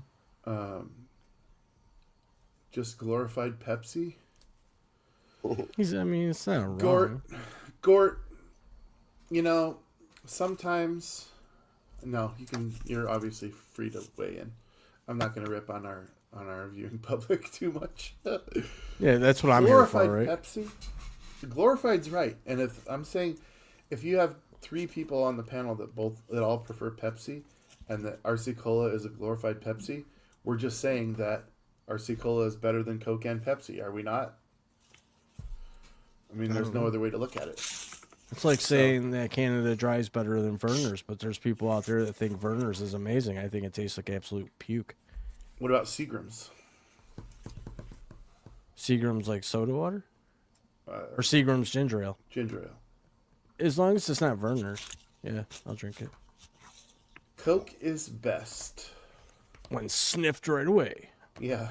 I think you're sniffing Coke there, Gort. But, all right. That was, okay. I can't wait for Uncle Russ to answer this one. Because I'm going to ask this. Okay. I'm going to ask this of every guest that ever comes on here. Jordan or LeBron? Jesus. Help me. I honestly don't care. I don't have an opinion. Frankie? Oh, Jordan, for sure. Because he played in the era where basketball was real and wasn't all weird and bright. Just Jordan. All right. I appreciate you. I mean, I'm not a complete ignoramus. I do know who you're talking about. But LeBron's a big baby. Yeah, I can't wait for somebody to come on here and debate me on Jordan versus LeBron, because I will cook you. I will cook What about you. Larry Bird? I mean, he's great, but he's not in either one of those guys. He's one ugly son of a gun. He looks like a bird. Literally looks like a bird. All right, guys. Let's talk about... Let's talk about sex, baby. Okay. talk about Go ahead. and me. Frankie, what's your favorite position? I mean, I'm this is just getting kidding. weird. I'm just I mean, kidding. well, I mean, you want me to answer it? I will. I mean, answer it, but then we'll move on. I like being on the bottom and having girls jump all over me. That's my favorite. You asked the question, I'm answering it. Anybody out there? I immediately became regretful. That's why I want Pink to knock on my door. I was immediately filled with regret It'd be sweet. upon saying that. I'll let her give beat me up. a reason, I'd just let her a beat me up. little bit's enough. I'd watch 50 Shades of Grey with her. She is 50 Shades of Grey. Look I mean, in that picture. there's like 20 Shades of Grey on that picture. She's ready for me. Okay, imagine this shows up at your door, and then you get another knock, and this shows up at your door. Which one are you opening first? Don't answer that. Do not answer that. Again, Sunny Delight. Sunny Yes. Dames Marv Show. Do it. All right. Uncle Russ, before we let you go, you've been on here an hour and a half. How are you feeling? I'm feeling just fine. Getting a little hungry, but that's my fault because I slept too damn late. Yeah, you really made me nervous here. I going to well, I Chicago, barely right? got here in time. What I'm was not the best? professional. What was the best day of your life? Phew. Huh. Wow. Yeah. It'd be hard to pick one day. Well, you have to, because that was Right. the question. Well, I could say the birth of my kids, but, I got 6 of them. And I was present at the birth of all 6 of them. So one event, but not one single time. I Okay. can't really say one more than the other. Well, your diplomacy is noted. Russ's children, he loves you. He was very happy that the day that you came into the world. But I'm letting him off the hook for that having to be hit the greatest day. So, next. What else you got? Don't say the day that you got married. That's another diplomacy. Whoops, sorry. What was that? I don't know. I mean, it was cool, but I do you have another day? What was another great day? One of the best one was the third time I got to see Bob Dylan. Second time with my daughter to see them together, and it was the best show. One of the best shows I've ever seen. It was a very, very memorable experience. One of the best. He was on. He's either, I've seen him several times. He's either on or off, and he was really on that night. So that's this one that comes to mind. There might be something else that rivals it, but that's a good one. No, that is a good one. Frankie, best day of my life. best day of your life. Oh, what was the best day of my life? That's a really hard question to answer. I mean, is it? Is it that hard? It's pretty deep. Best day of my life. What was the best day of my life? Best day of my life. I don't know. You don't know. The best day of my life. Have you had any good days in your life? I've had great days in my life, but the best day, it's hard to answer because if you want to get technical, my life isn't over yet, so I don't know. There's the best are yet to come. I mean, Yeah. I feel like you're being a little bit of a jerk by going there. The best is yet to come. Yeah, right. See, that's pretty deep. If you think so. So neither one of you have a good answer, is what you're telling me. No, maybe it's just not a good question. I got an Great answer. question. It's a great question. Best day of my life was when I discovered Tim Hortons coffee Okay. back in 2003. Okay. In 2000, can you take us back to that fateful day? Well, I was in college, and I was working overnights in dispatch at a highway department, and I didn't drink coffee at that point, and someone went for a coffee run, and they gave me Tim Hortons coffee, and I drank it, and I'm an addict. Are they? Not familiar with that brand. I think they're based out of Canada, right? They're Canadian. Tim Horton played for the Buffalo Sabres. There's Tim Hortons all over Western New York. And there's no Tim Hortons where I live, but Tim Hortons are all over Western New York and Canada, obviously. Their coffee is like the best coffee ever. And I worked at Tim Hortons, so I know the secret ingredient and why it's so amazing. Can you share it? Yeah, they use heavy cream instead Heavy? of just half and half. Yep, they use heavy cream. Oh, nice. Heavy. That sounds good. It's fantastic. A large double stirred. That's how I order it. Well, here's what I would say if somebody asked me this question. And again, I did have the foresight of knowing that this was going to be asked, so Foreskin. I had time to think about it. I would say one of the best days of my life was September 3rd, 2011. And that was took a trip to Wisconsin with 3 gentlemen that I didn't really know very well, but they were all Pearl Jam fans, as was I. And it was pouring rain. We get there, and I'm like, I want to be in the front row because I think that Glenn Hansard is going to sing Falling Slowly with Eddie Vedder. And I just have a hunch that that's going to happen. We talked about it on the way up. And it's pouring rain, so I don't expect these guys that I don't know very well to get my back or anything like this. But they're like, yeah, we'll do it. So we all got to the very front row. We're leaning on the railing for like 6 hours. It poured rain on us, and Did you have Depends on? that would have been nice. That would have been really nice. Because I still wouldn't have shit myself, but it would have been nice to have a backup. But anyway, musical artists come and go. Then Glenn Hansard comes out.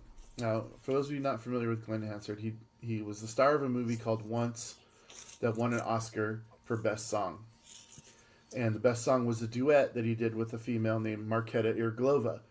They broke up, and so he was solo. So I knew that somebody was going to be singing this song with Glenn Hansard, and I heard that Eddie Vedder had done it before. So I was like, these are 2 of my favorite artists together on one stage playing one of my favorite songs together. I got to be in the front row. So I happen to be in the front row. Glenn comes out. I see Eddie Vedder walking around backstage. I'm like, it's magic. This is going to happen, guys. So then Glenn Hansard gets to the end of his set. Just him on a stage with his acoustic guitar, same one that was from the movie. It was all beat up and has holes all over it. He starts playing the intro to Falling Slowly, and Eddie Vedder is nowhere to be seen, but there's a microphone right there. And he goes, you know what? I think I'll just save this one for tomorrow. And the whole crowd's like, no! And he's like, all right, because that's the song that everybody wants to hear. It's the one he won the Oscar for. So then and for whatever reason, like the stars align at this moment, and he says, are there any girls in the audience that can sing? Any girls that know this song and can sing? And I'm standing there in the front row, and I just go, and he looks right at me, and he goes, can you do it? And I'm like, yes. He goes, look at me, guys. He goes, can you do it? And I'm like, yes. He goes, okay. The next thing I know, security's pulling me over the barricade and walking me all the way around the stage. And I'm like out of shape. So I'm like going as fast as I can and running up the stairs. And I get up there and I'm like, okay. And he just starts playing the song. But as I'm walking up there, he goes, all right, from the front row. I don't know his name. And he's like laughing because he's like, this fucking fat retard's not going to be able to do this. And I get up. He's like, I don't know his name, but he can do it. And the whole crowd's like laughing with him. And I get it. I mean, I get it. I watched the video. I'm like, you're fucking laughing at me, bro. You're laughing at me. Then we get up there. Yeah, exactly. That's what it was like.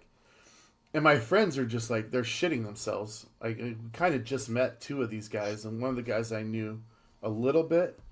And they're just like, what just, that guy just got pulled. He's up, and then I'm up on the stage in front of like 30,000 people, right? And I'm like, yeah, whatever. And so he's like, starts playing the song, and then we start singing the song, and he looks at me and he's like, holy shit, this doesn't suck. Do and it, do a bit. Sing a little bit. The whole song. And well, I'll play the video at some point, but I didn't have it queued up. I didn't have it queued up for today. Huh. But it is on. It's called Falling Slowly Fan on YouTube, and it's pretty cool, man. I mean, it's pretty. It has all the stuff that I just mentioned. Him saying, "Is there any girls that can sing?" And you see my hand. I mean, the person recording it's like 30 rows back, just in standing room only. It's outdoors, terrible weather. And you see this hand go up, and he looks right at me, and he's like, can you do it? And I do it. And he looks at me, and he says, at the end of the song, when we're finally finishing and wrapping up, he looks at me and goes, and I'll never forget this. He goes, all the pain is gone, mate. When do we go on tour? And I just looked at him, and I just started laughing, and he was like, what's your name? And I'm like, Damon. He goes, that's Damon, everyone. And that was a wrap.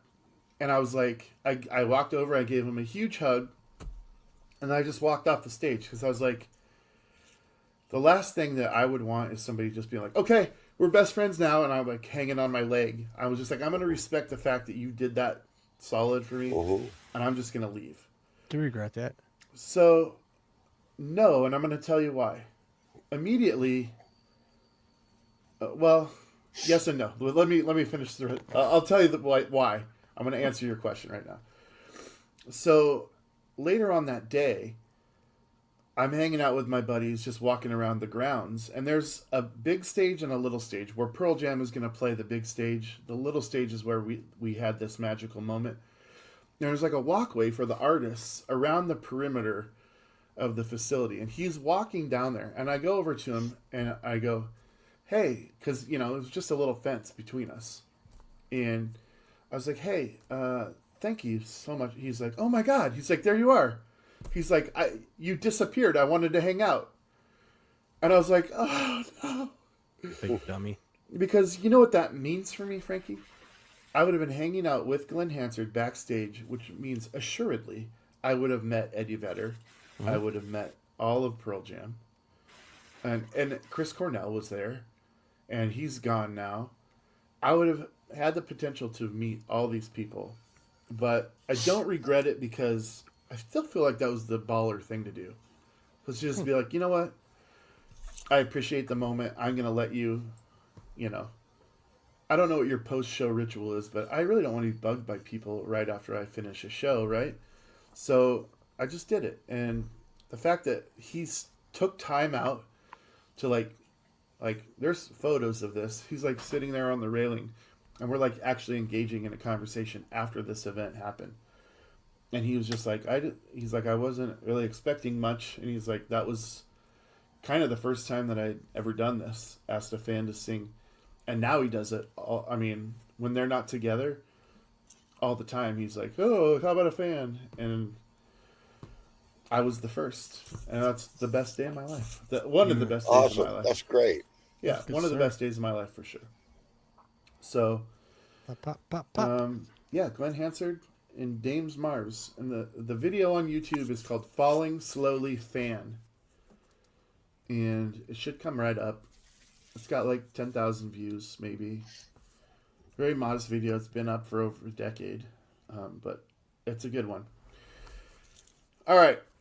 Russ, thank you for joining us. Thank sir. you. It's been a privilege. I will get your episode of Two Marks and a Spark loaded as soon as Ben gets it to me. All right. Well, Let's if give you him want me to call him up, no, he had to go back to work today. Just send him a message and say, I'll send say, a fucking hey, episode. when you get off work, get that to Dave's. Yeah, because I can get it put up, and then our lovely viewers can engage on what you actually do. But I thank you so much for joining us. I hope that you come back. Yes, I will. Even if just to talk shit, or if you got new books you want to talk about, or anything in particular that you want to sell. Ladies and gentlemen, that's Uncle Russ. Right. Thank you, Uncle Russ. Yeah, thank you. We will talk to you soon. Gone. Are you taking him out or am I taking him out? Okay, thank you. I took him out. Finally, he's gone. Thank Oh, goodness. Phew. Ho, ho, ho. All right. That was fun. That was a fun little segment with Uncle Russ. Thank you for joining. I'm like sure Uncle Russ. the show with Matthew Blevins on Wednesday will be very similar.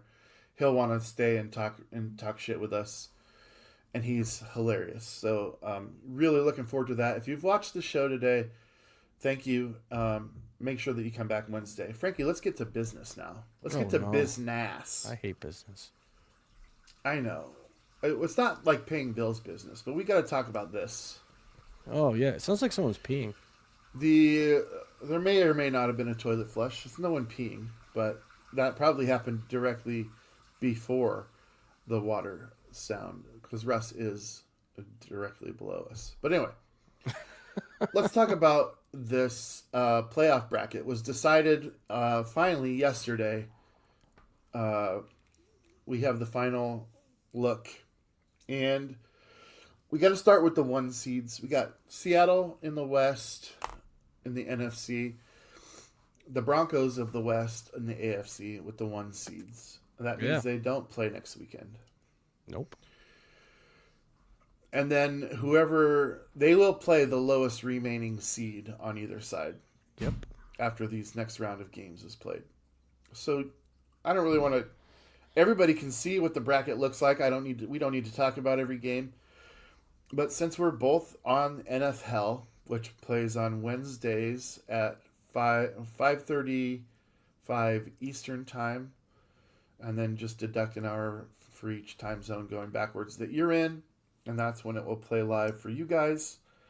And we both have our teams in the playoffs. Yes. NFL. I don't think that we've ever had this happen before.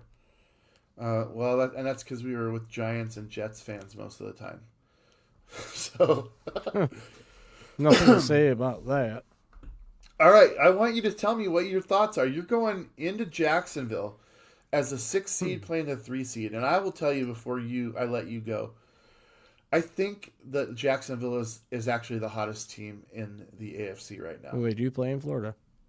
They do play in Florida. Go ahead and give me your thoughts on this game. On the Bills-Jags game? Yeah. Well, I'll try to be as biased as possible here. I'm a diehard Bills fan, but I just think the Bills have more experience in a playoff environment. I believe the Bills are hungry right now. They're boosting people from the practice squad, and I see this game being a good game. We're known for being a second half team, but I really believe that Josh is going to come out balling. He's going to be ready to go, and I think he's going to use his experience over Goldilocks. I think it's going to be a Bills victory. It might be a 1 possession win, but I like the Bills in this one. I like them to advance. Dude, that's a tall ask. You got to admit. Yeah. Do you just feel absolute confidence or what? I do. I really do. I think Josh Allen's got an edge on that of Lawrence. Well, I agree there. I mean, he's got more experience. He's the better player.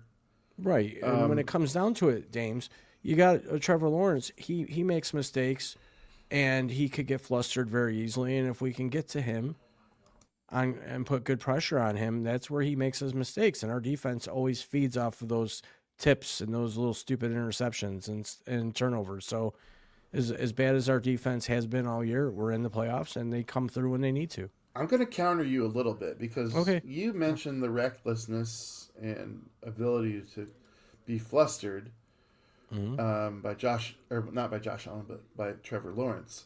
I don't really think Josh Allen gets flustered, but he is mistake prone. Yes. Does that concern you at all? No, because he comes back and tries to fix it, whereas some people get flustered and they think taking a deep breath and regrouping works. But Josh Allen has a way of moving forward, move on to the next play. It's the next play. Some players get flustered. Look at Lamar Jackson. He gets flustered sometimes, throws his helmet and fakes a back injury, and he flakes out. I'm not saying Trevor Lawrence does that, but I just think there's different levels of flustered, and some people hold on to it, and some people move on to the next play. Tom Brady used to get flustered all the time. How many Super Bowls does he have? 6. Yeah, exactly. Is that true? 6 or 7? Yeah, 6. He was in That's 10. pretty impressive. All right. We're going to talk about this stuff, obviously, on Wednesday. NFL. A true NFL. But there are a couple things that I want to go over. Who's your team, guys? Let us know if you made the playoffs and who you think is going to win the day. But I want to talk about Myles Garrett making the sack record. First of all, before we get to your conspiracies. It's not a conspiracy. It very much is a conspiracy. Sure. I would just love to ask Joe Burrow, did you fall down on purpose? No, he played dumb. He doesn't remember, he said. But he's pretty sharp and remembers everything from 20 years ago, but he can't remember that play. Well, if he doesn't recall doing it on purpose, he probably didn't. But anyway. My first question to you, Frankie, is Myles Garrett gets his 23rd sack of the season, besting the all-time record by half a sack. Okay? He did this in 17 games. He played all 17. It took him 17 games to get this record. Do you consider this, because there is now a 17-game schedule, do you have any taint on this record with an asterisk of any kind? Personally. No. Good. Nor do I. Taint's a I think thing you for can me. only play... I realized once I said taint that only thing that you were thinking about was that little piece of skin between your balls and your anus. Yeah. And I I've been realized kicked that there, once I said okay? that, that's what you're thinking of. Wow. Nope, not going to do that. Not happening. Not happening. Not Who's even- that person? that person is not a welcome guest on the show. The real real Look, Slim Shady. I'm gonna just say it because it's here and it's what we're talking about and people deserve to know. We have a comment that says, "Say N-word for $1,000 gift." Why would you say that? There's no planet on which I would say the N-word. Look, if I'm being emotionally honest, if somebody offered me $1 million, I'd probably say it. And that's terrible, but $1 million like saves my life, dude. Well, All right. But I mean- saying it might get my life killed too. money so is not everything. it's not everything, but I'm just being emotionally honest, dude. And I think like this is the show to do that. If someone were to offer you an amount of money, and I just need you to be emotionally honest. You don't have to ever tell anybody, but I want you to think about this right now. And this is why I appreciate the chat. I will never say that word for money on air. But what's your number? I've asked this of different types of questions, never this one. I don't have a number I've for said, that "What's word, your man. like, Frankie? Like, how much would it take for you to suck a dick?" For example, I've asked people that question before, and again, some people are, "There's no amount." You're lying. You're fucking lying. There's I lots have of an amount- variables, though. I know there are. Like some days I'd be like 10 grand. Some days I'd be like 2 million. You know, but like there's a number, and if I know, I know, dude. But I'm telling you, there's a fucking number, and you're lying if you say, or you're just trying to be machismo or whatever, dude. There's a number. I'm not asking you to tell me what it is, but you fucking know there is one, and if you say there isn't, shut your mouth. You're a liar. All right, so what's your number, Frankie? You can say I don't want to say, and I'll respect that. But Come but on, there's man, a that's number. There's a fucking number. Oh, God, I gotta think about this.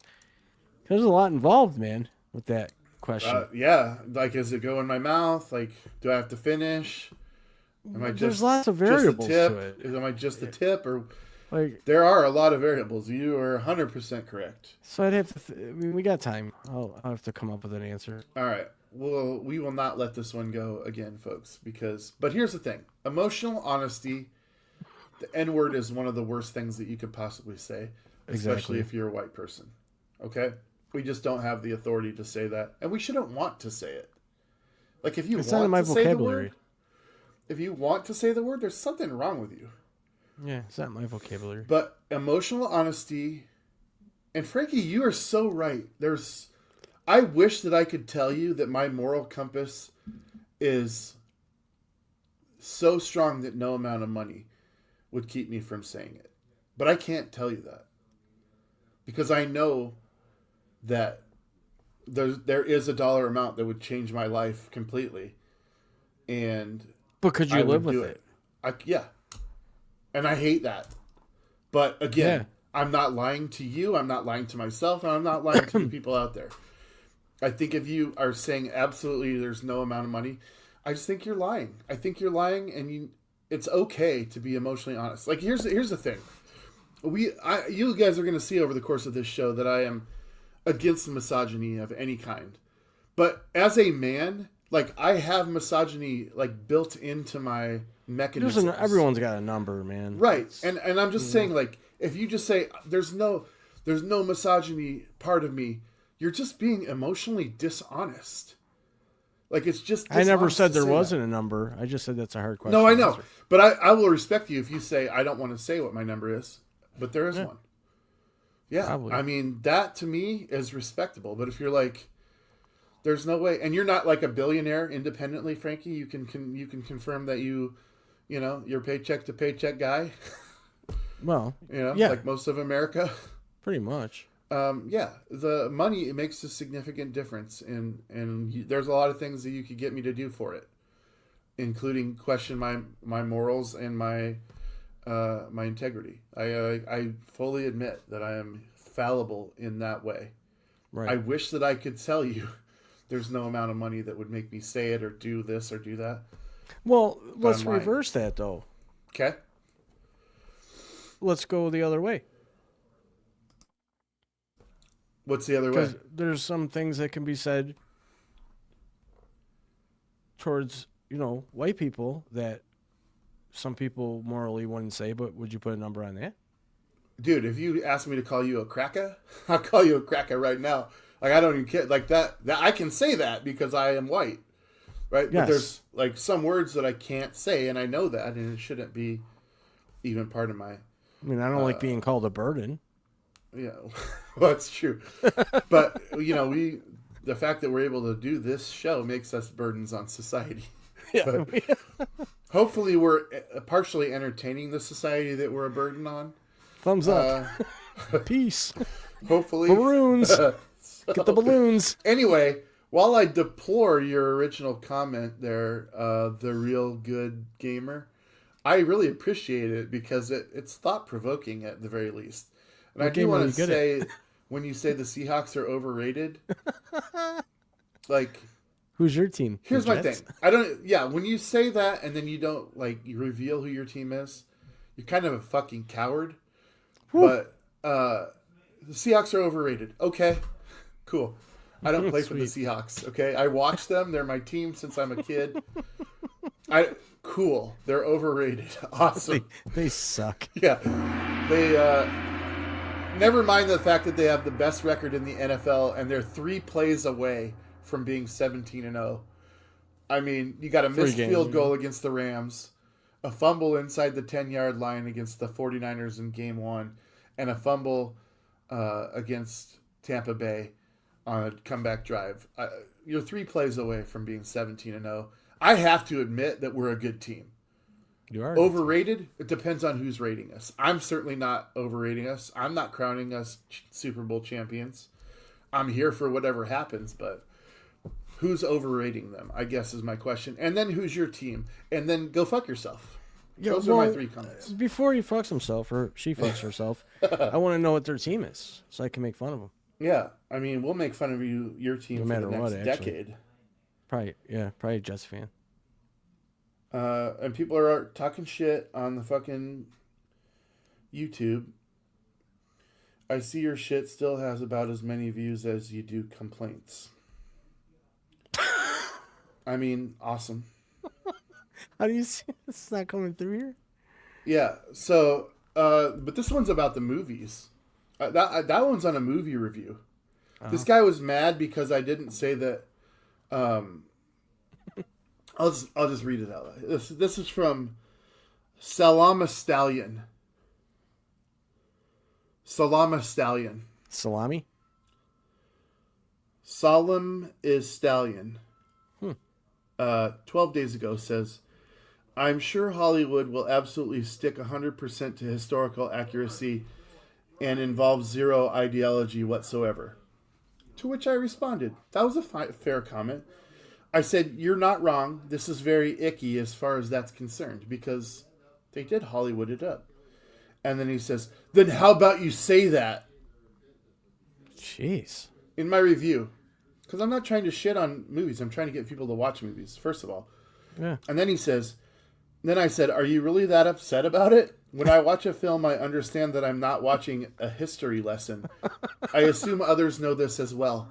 And then today, just now, Sweet. he says, I see your shit still has about as many views as you do complaints. That's impressive, though. So I love this person. I'm just do going to too. say I love you. That will be my response. Actually, I'm going to say, what's your number to suck a dick? Because Yeah. I'll pay it. Just go eat a bag of dicks. Yeah. With some green relish. But this is the shit that, like, people don't understand what we deal with as creators, okay? Oh, like, gee. I know. we have to create content, right? And we have to stand by whatever we create. I create And conflict. ultimately, Frankie, you know this. Sure do. Whatever you say, people are not going to be happy one way or the other. No. Like, if it's opinion based at all, you're going to have people that just hate and want to rip your guts out. And I love it. That's the one worst of the feeling things ever. that I love about what we do is I would almost rather see somebody hate what we're doing and comment on it, because that means, like, we got to you to the point where you have to say something. You know what I say to that? Thanks for the view. Yeah, thanks for the view. But I don't get me wrong. I like it when you guys like what we do and we get compliments and whatnot. Blah blah blah blah. Right. That's fun too. Sure. I never really know how to respond to compliments, Thanks for the view. but when you're an asshole, I'm gonna fucking light you up like a Christmas tree, my friend. Jeez, Griswold over here. So bring it on, yeah. Bring it on. Peace. Hallelujah. Balloons, balloons, balloons, balloons. Yeah. So, again, to Salama Stallion, eat a bag of dicks. And some you piece of salami. shit. Wow. Thanks for 4 engagements on one movie review from 2 weeks ago. Jeez. Thanks, bro. Yeah. I'm sorry that I didn't mention that they weren't historically accurate in my Give him some review. balloons. Is it gonna? Will it happen? Yeah, I think, yeah. I don't know. Come on. Come on. It's supposed to. Balloons. Oh. No balloons for you. Not going there. No salami. All right, Frankie. So you say that Myles Garrett was awarded a sack by Joe Burrow. Absolutely. Can you make a compelling argument as to why someone would do this? Well, Why? season's over. He didn't want to get crushed. He knew Garrett was. Okay, that's not what we're saying. Well, what do you You can't stand on two hills at once. I have. I have maintained that any quarterback, regardless of any sack record or anything else, when they see that they're going to get crushed, they fall to the ground. In fact, that's what they're coached to do. Okay, well, he was coached to give You're Garrett saying, the record. at least in the video that you posted, that Joe Burrow saw Myles Garrett get run past him, Yep. knew that he was there, Yep. and said, I'm going to give this guy his record. Yep. That's the hill that you're on. Yes. What a stupid hill that you're standing on. That's okay. I'll be on that hill.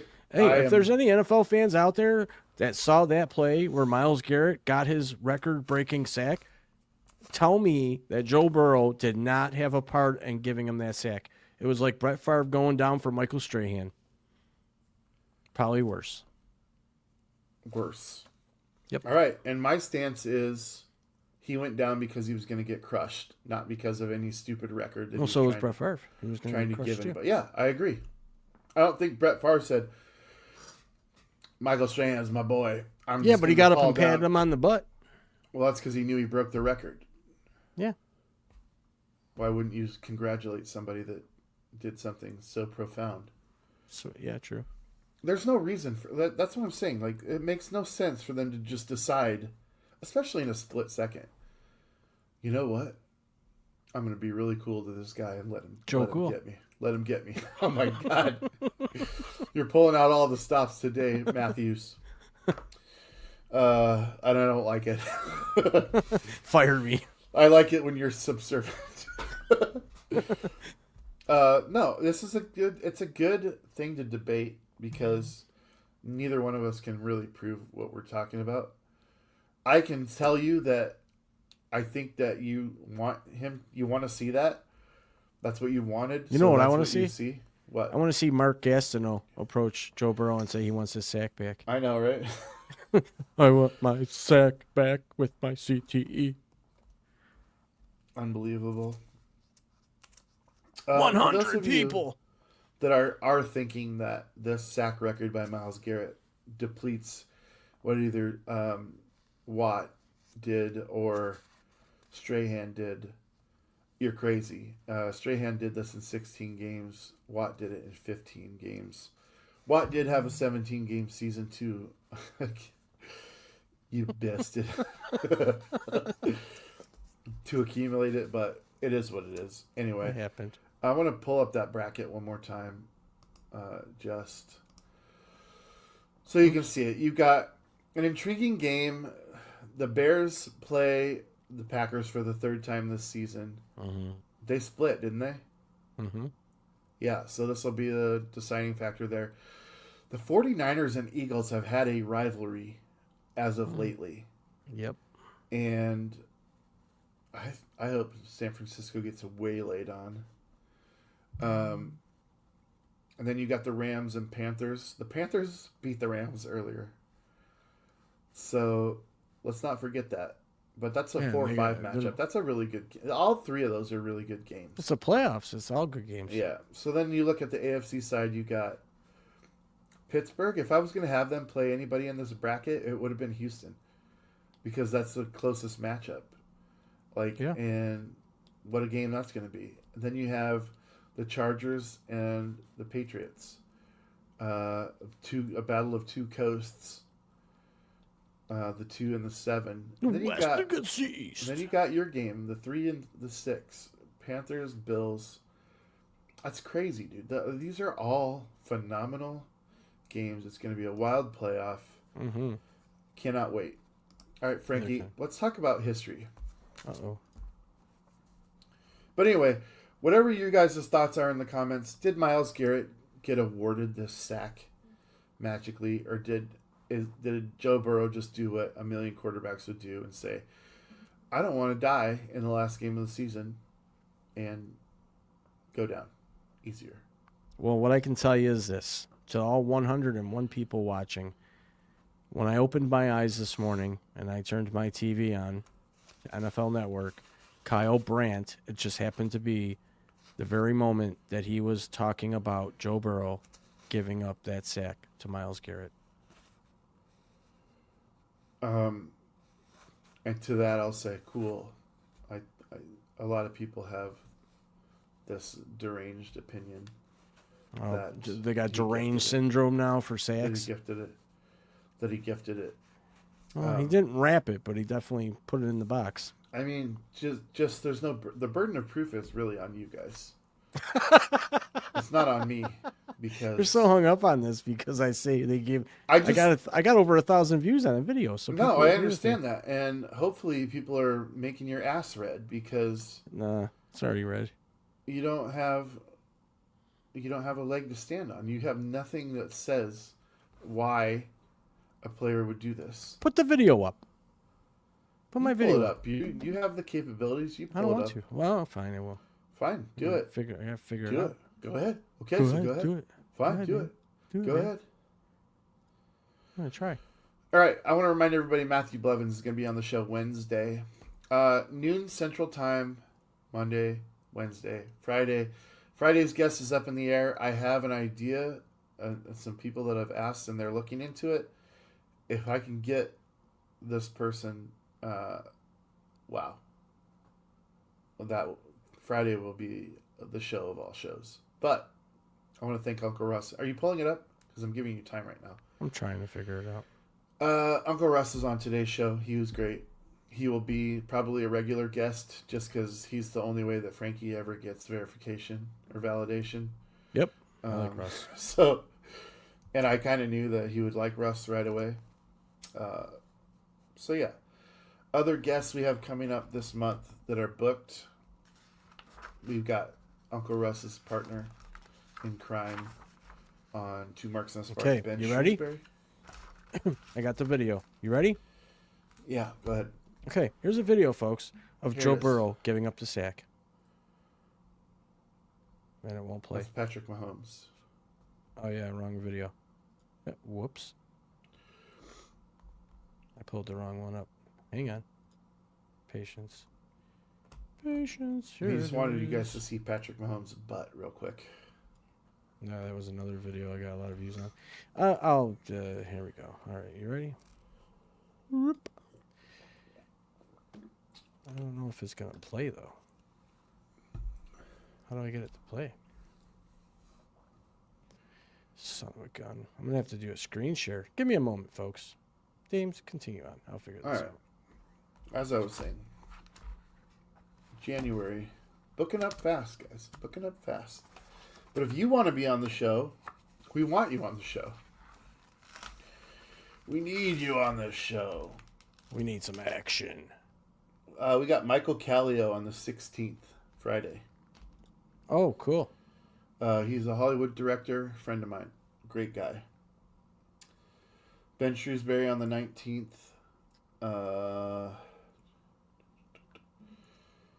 And then, yeah. And I've got feelers out to a bunch of other people. Are you figuring this out? Yeah. Yep. I'm figuring it out. Are you keeping that there?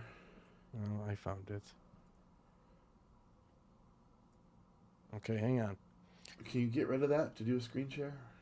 Yeah, get rid of it. Do a screen share. Why isn't it going away? Did we freeze?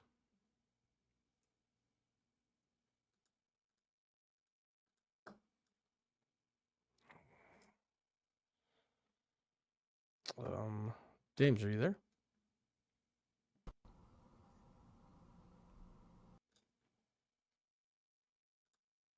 Won't go away.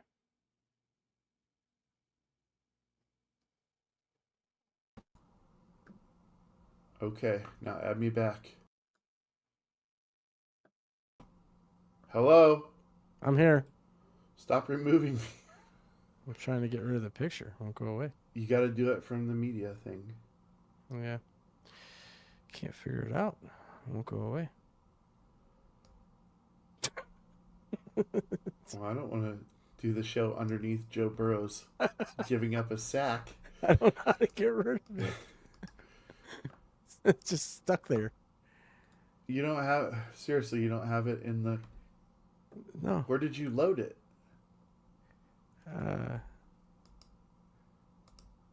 There we go. Did you get it?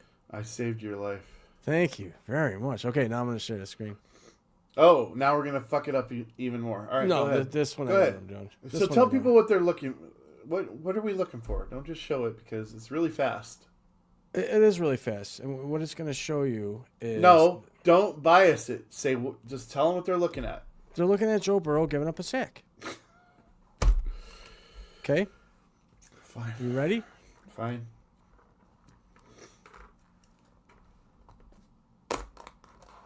Now just watch it over again. I have not seen anything.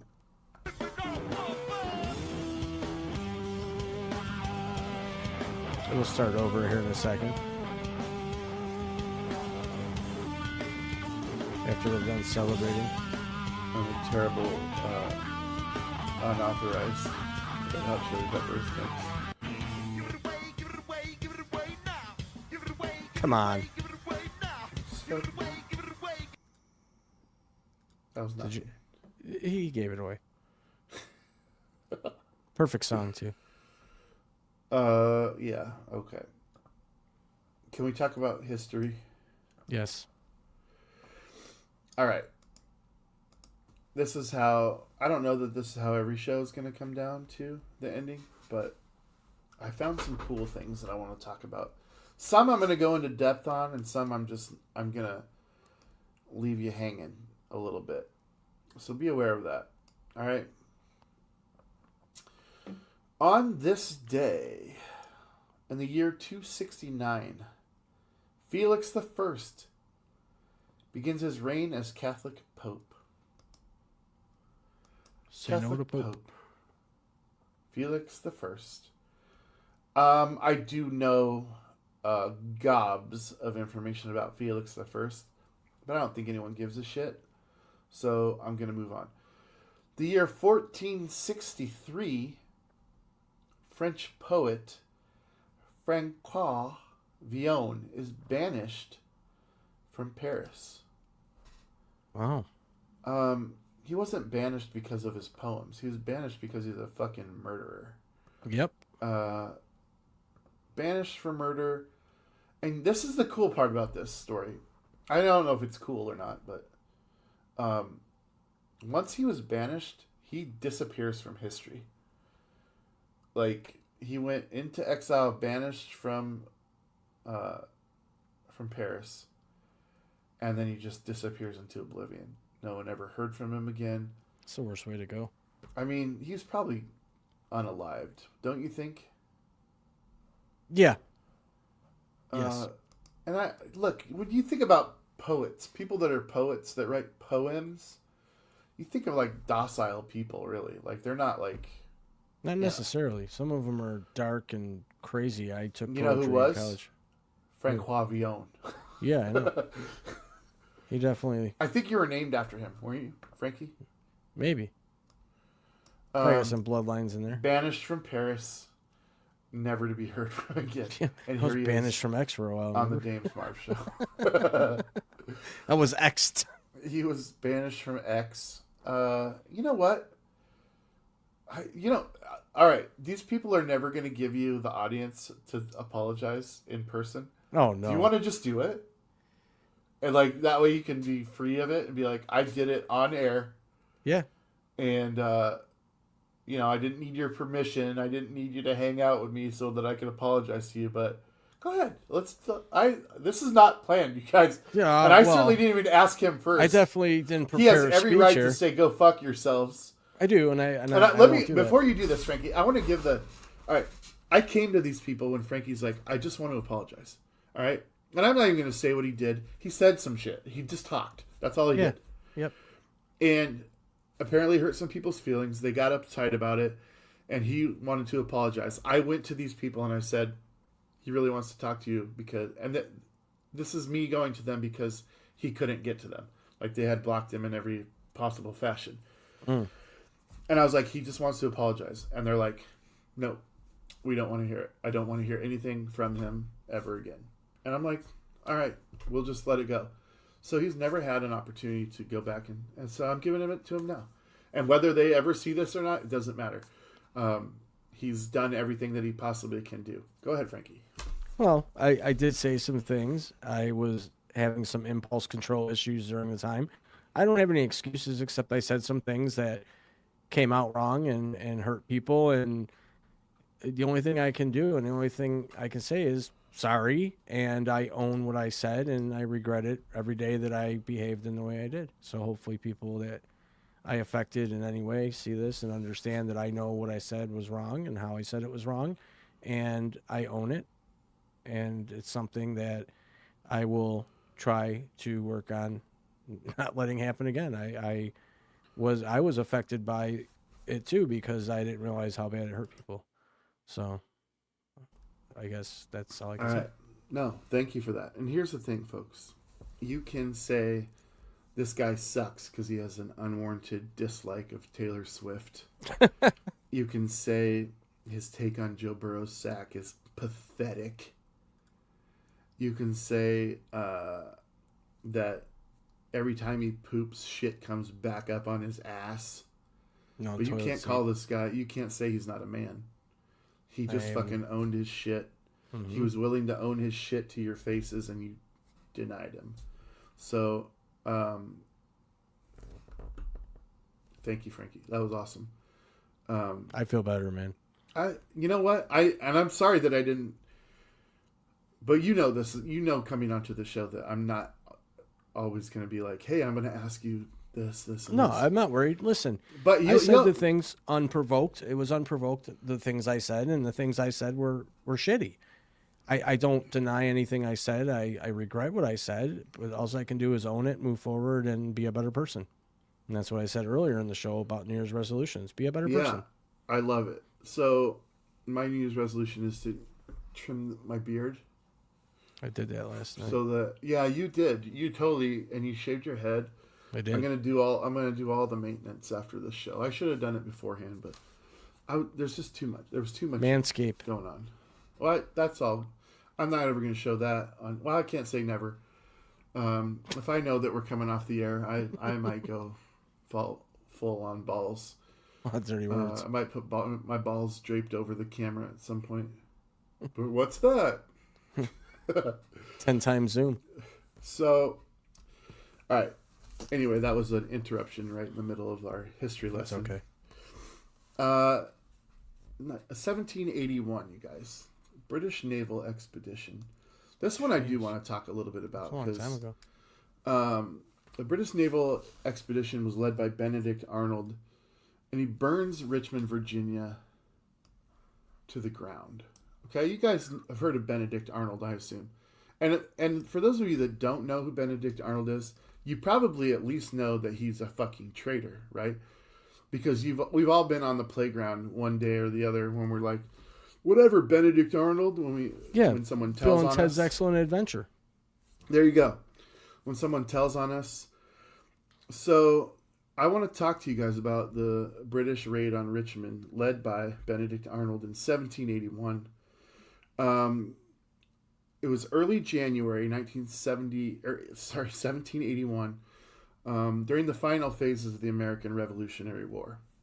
Benedict Arnold, now a brigadier general in the British Army after defecting from the American side, he was tasked with leading a British campaign into Virginia to disrupt Patriot resources and basically just weaken American forces. So he sailed his force of roughly, I think, 1,800 troops up the James River, raiding plantations, small settlements, and military supplies along the way as part of a broader strategy to undermine Virginia's role in supporting continental armies. On January 5th, 1781, Arnold's troops reached Richmond, Virginia, which had recently become Virginia's capital. They only had about 200 militiamen there to defend it, and so Richmond fell easily to the British. Okay, Governor Thomas Jefferson, maybe you've heard of him, and other officials evacuated as American militias scattered throughout the lands. And once in control, Arnold demanded that Jefferson turn over tobacco and military stores to him. That was Virginia's primary economic and logistical asset at the time, was tobacco. And Jefferson said, fuck you, in response. And in response to that response, Arnold ordered significant portions of Richmond, Virginia to be burned and looted, including public buildings, private homes, nearby cannon foundry, which inflicted both strategic and symbolic damage to the area.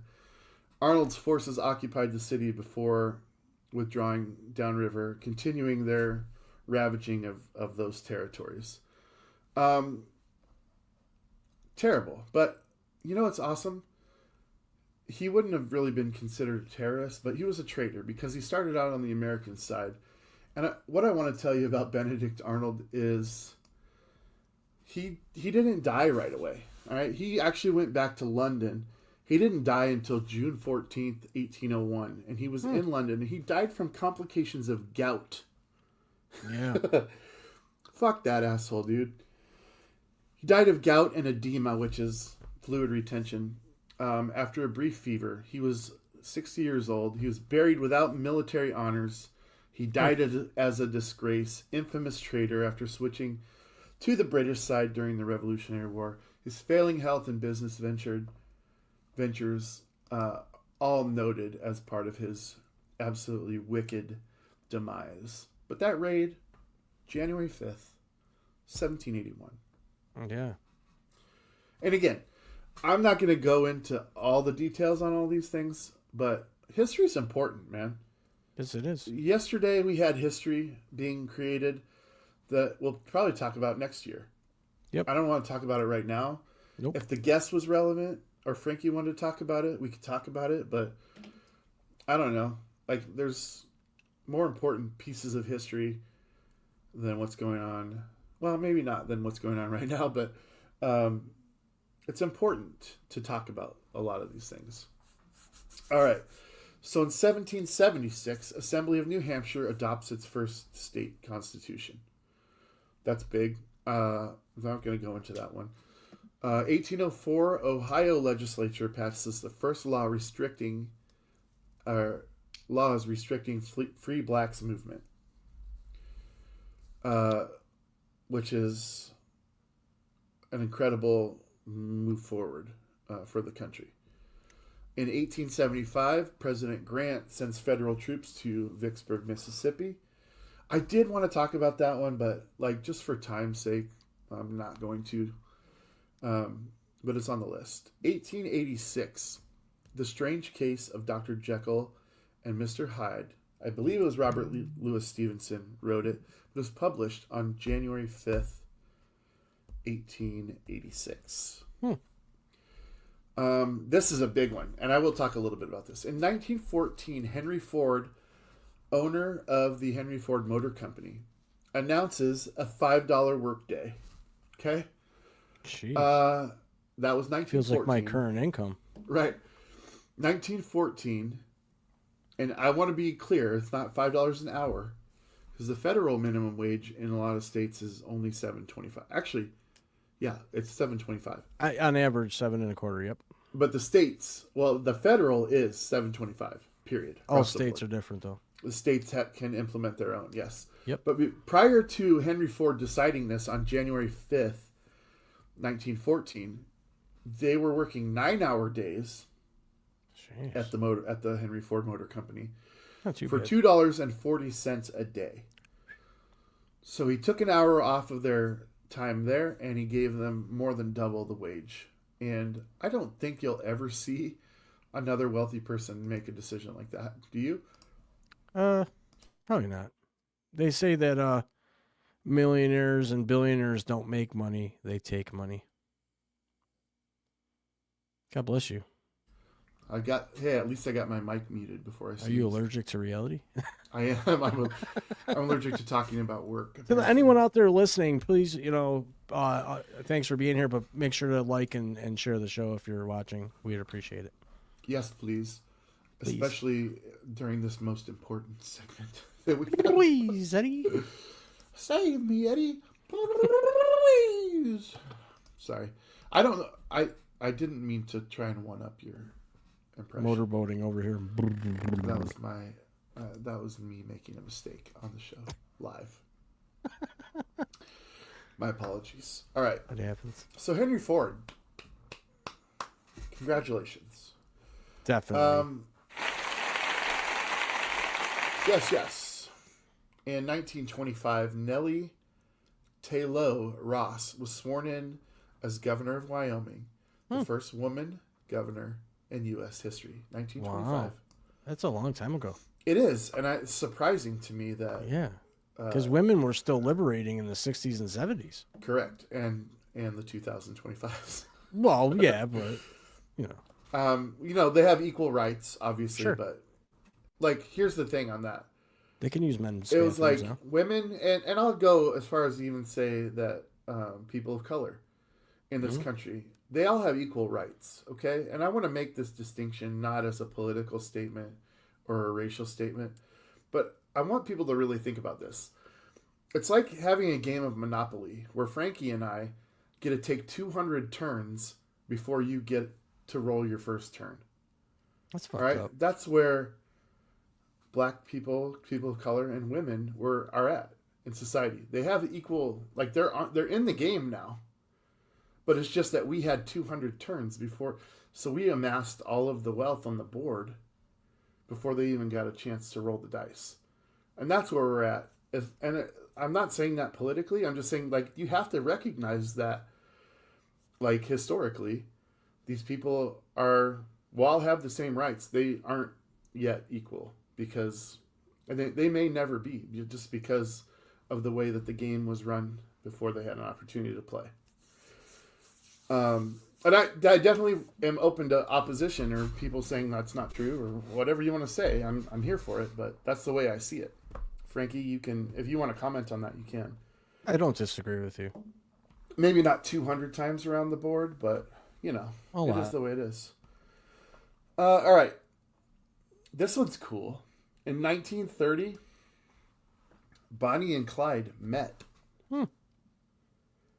I did have a whole dissertation on this too, on how they met and whatever. But everybody knows Bonnie and Clyde famously died together as one of the most destructive couples in the history of. I gotta find me a Bonnie. Yeah, exactly. Frankie and whatever. You would be Frankie and Clyde, whatever. Frankie and Pink. Frankie. No, you can't start with a millionaire. There's no reason for you to do debauchery at that point. You're just kind of settled. Could be a good cartoon. Frankie, 1933. This is big. We're getting up into like more recent times now. 1933, work on the Golden Gate Bridge began on January 5th. Whoa, really? Yeah. That's crazy. It's coming up on its 100-year anniversary within the next decade. Huh. That's crazy, huh? Yeah. Did you know, not to change, that the myth is that once a day or a couple times a day, someone tries to jump off that bridge? I heard that. There's a documentary about it called The Bridge. I wish that we had a statistic pulled up for that. Give me a moment. All right. I know that it'll come with it. But while you're looking that up, I'm going to move forward to 1957.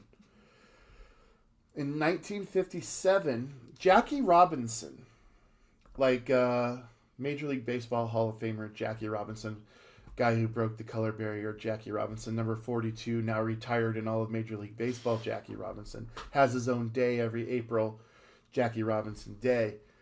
He retired in 1957. Why did he retire? He retired because the Dodgers were going to trade him to the New York Giants, and he said, fuck you, I'm just going to be done playing. Yeah. So he retired. This guy has so many records still. He was the home run king for the longest time. And, I mean, just to retire when you still have game left, I don't really like that because this was 1957. Obviously, he played along and in games against Mickey Mantle, who was a rookie in 1952. So this would have just been an amazing time for baseball, dude. Yeah, go ahead. Okay. Give me your bridge stats. Okay. So, I was off by a little bit. The number of people who attempt to jump off the Golden Gate Bridge has averaged around 200 attempts per year in a typical year before the new suicide deterrent net was installed, which equates to about every other day. With the completion of the safety net in early 2024, the number of attempts and successful suicides has significantly decreased in 2024. So they intervened in about 132 attempts. So just so you know, if you or someone you know is in a crisis, please seek immediate help. Oh, we don't have the hotline number. We're not that professional yet, guys. Like I said, number. We have no budget. If You just guys got to call or wanna- text 988. Oh, okay. Say that again. Call or text 988 For what? for help if you feel away or you know someone's trying to hurt themselves. All right, it's important that we say that because if you just say text 988, people will be like, "What's up, Frankie?" And they'll be like, Yeah. What is this? What is this happening for?" So if you're in crisis and you need help, 988, call or text. There you go. Look at Frankie. I'm on the ball. You know Balloons. Frankie. I've got this specially for you here, my friend. Thanks. We got some people in the comments here. Let's see what people were saying. Here you go. The real good gamer left. Hey, I guess they're right. Senior citizens, although slow and dangerous behind the wheel, can still serve a purpose. That's awesome. That one's for you, my friend. Thanks, man. Thank you. All right, guys. 1959. Frankie, do you remember Bozo the Clown? Yeah, I don't like clowns, though. And I'm not one of those, like, oh, I don't like clowns. I just don't like Okay, clowns. who likes... Like, They're if weird. you like clowns, what's wrong with you? It's I don't know. fucking Ask weird. Casey how that went. Bozo the Clown, I remember watching him on TV when it was like 5 in the morning. Bozo the Clown. He would be on TV at like 5 in the Now I morning. know what your deal is. He premiered on television on January 5th, 1959. Really? Yeah.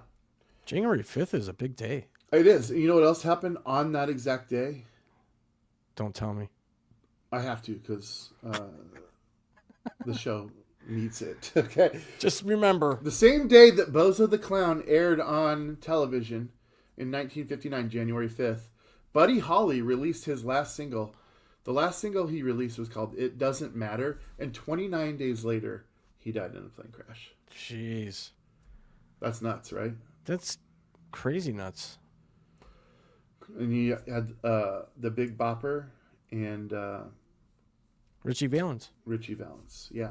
That was a good And movie, La Bamba. There's I'm gonna an review that interesting one. story about that. Waylon Jennings was supposed to be on that flight because they were all on tour together. Yeah, they And the flipped story a coin. goes like this. They had a bus that was incredibly rickety and old, and they were traveling in the middle of the winter Yep. in Iowa in the Midwest. No and heat. they said, there's no way that we want to travel on. I'm sick. You know, we're getting sick by traveling on this bus. It's really cold. But the plane only seats 4, and the pilot has to be on the plane. So they drew straws, and Waylon Jennings drew the short straw. So he had to ride on the bus. The other 3 boarded the plane, and Waylon Jennings is quoted as saying, "I hope your fucking plane crashes." Wow. What a Can dick. you imagine living with that guilt? Shit, I wouldn't. No, I can't imagine living with that guilt. That's a horrible thing to say. Um, I think saying break a leg when someone goes on stage is bad enough. right. Hope your fucking plane crashes. That's fucking bad.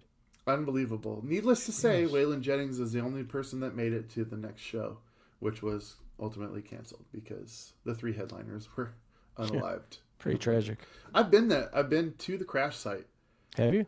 Is You there a can memorial? go in Iowa, just outside Clear Lake, Iowa. Huh. The Surf Ballroom is the last place that they played Mhm. on that fateful night, and I've been there many times. And they have hardly changed it at all. It still looks retro, 50s, 60s, and they have themed shows of that nature. But just outside of town, you drive outside of town, maybe like 8 miles or so, and you park, and then there's these huge Buddy Holly glasses, like made out of steel, that are sitting on the edge of the road on like 2 posts. So it's just like, and then that's the marker where you walk out into a field for about a quarter of a mile into the field, into the middle of the field. And then there's a monument exactly where the plane crashed. Like it crashed up against a fence in a bean field. And I believe that they still have beans. They're still growing beans there just in honor of it. But it's weird because the fence is there. Obviously the plane wreckage is gone, but there's like a little monument. Right. And people have put their little gathering things around it over It's the like years. Strawberry Field. Yeah, but I've been there like 2 or 3 times. And Nice. every time I go to Clear Lake, I'll just go out there because it's fascinating. You just feel... I don't know that you feel anything special in the air, but it's kind of like it is a magical place to be. Yeah. Just because you know the history of it, of what Sure. happened that the day the music died, as Don McLean says. Yeah. All right, so 1961. That's 2 years later. This is a big dude. January 5th, 1961. The Beatles play their first show with Paul McCartney on the bass. Oh. Paul McCartney was not a bass player, nor did he want to be a bass player. He wanted to be a piano or a guitar player, and he didn't want anything to do with the bass. And then lo and behold, they need a bass player, so he picks up a bass and becomes the most influential bass player, arguably, of all time. Imagine that. If you listen to Beatles music, whether you like it or hate it, there's something incredibly unique Yep. about Paul McCartney's bass lines. I almost wore my Beatles shirt today, too. How weird. That is weird. And to think of him not even wanting to be a bass player and then just picking up the instrument because that's what the band needed and then Yeah. being like, like I said. So the Beatles didn't start with McCartney on bass. That's what I'm trying to tell you. Stuart Sutcliffe was the original bass player during the earliest Hamburg days in 1960 and 61. He played bass until he left the group in July of 61 to focus on his art career. Oh, what an idiot. Happens. Although, with Sutcliffe, the Beatles don't have McCartney, and they probably don't become the Beatles, all right? They probably don't get to that level of success without McCartney. So, it's not like he left the band like in the middle of their superpower.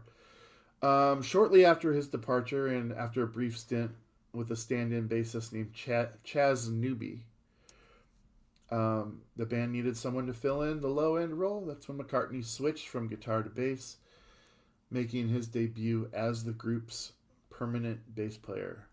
Nice. And that gig happened at Litherland Town Hall, January 5th, 1961. Nice. Yeah, Sweet. pretty cool. 1969, Creedence Clearwater releases their second album, Bayou Country. Good concert. I think in 1970, Creedence released 3 albums, and they were all absolute bangers. I can't imagine a band releasing 3 albums in 1 year today. And in fact, the bulk of Creedence's hits that you hear and know that are on their greatest hits album came from 1 year. That's nuts, dude. It's a lot. Frankie, you ever watch soap operas on TV? Okay. I'm going to say no, but years and years and years ago, my first love, she was hooked on General Hospital, and I got hooked on that. That was in the early 2000s, but then Sunny, was that the name? I don't know. Somebody died off on the show, and I lost interest after that. So your answer is yes. You used to watch soap I have, operas. but not. I'm not a hardcore. Do you know that soap opera guy. that Kelly Ripa from the Good Morning America show started on All My Children? Yeah, I knew There's that. a character named Haley Yeah, I did know that she was a soap in the opera 90s. actress. Yep. Well, 1970, Frank. 70. Man, Holy shit. before I was born. That's 55 years ago. It's a long time. All My Children premiered Really? on ABC on January 5th. I wonder how all the children are doing now. Well, I did watch it. I mean, I watched it for maybe a year and a half. And that was during the Janet from Another Planet, Trevor, Haley, that whole thing, Seem Stewart. to know a lot about soap Yeah, operas. I mean, look, I know a lot about a lot of shit. It doesn't make me intelligent. It doesn't make me anything. But I'm happy to share some of it. Oh, here's the puppy. Guys, send us pictures of your puppies and your kitties. This Or is my whatever your Penny pet Lane. is. If you got a pet snake, maybe I don't want to see it, but I'll still put a picture up. But look at this. This is what we want. We want to see your... Oh, my God, you guys. Oh, my Jesus. And we got Penny on the show. Hi, Penny. She's like, I don't give a fuck. How old is Penny? She's almost 3. And she's a full-bred Full breed. Well, she's a Boston Terrier. Boston Terrier, full-bred. Yeah. All right, that's fantastic. Yes, send us pictures of your pets and we'll post them on here, on this show. 1971, Frankie, basketball. Wow. The Harlem Globetrotters lost a game to the New Jersey Reds. They lost this game 100-99 Is that on fixed? January 5th. Why am I bringing that up? Oh, jeez. Because the Harlem Globetrotters lost that game after a win streak of 2,495 games in a row. Now they play the Washington Nationals. That's the largest win streak in the history of basketball. Yeah, but that's all staged. They lost. That must have been a gimmick for that night. Okay, it's like Roman Reigns winning, being a champion for 3 straight years in WWE. True. Even if it was staged, it still came to an end, and it was a big deal. That happened. But really, how do you lose a basketball game by 1 point? It never happens. Maybe it wasn't meant to happen. Maybe there's maybe they magnets in weren't the balls. supposed to lose. There's magnets in the balls. Oh my God.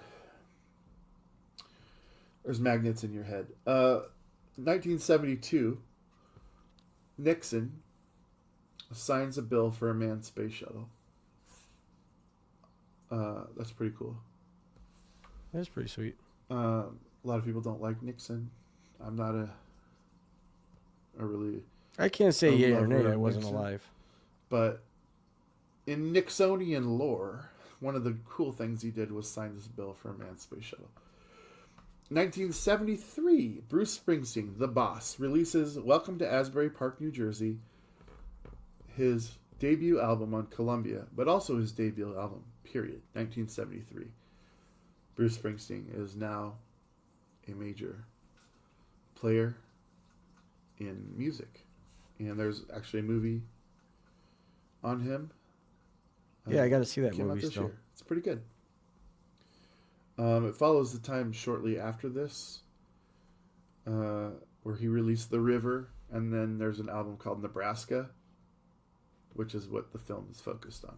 So if you're going to watch that movie or you have seen it, don't expect it to cover the entirety of Bruce Springsteen's career. It's just a little part of his life after he was already famous and before Born in the USA came out. So I did just watch that Bob Dylan movie. did you like it? Yeah, it was all right. So okay, let's shift a little bit away from it. There's only a few items left, but let's shift a little bit away from it. Frankie has started watching movies, guys.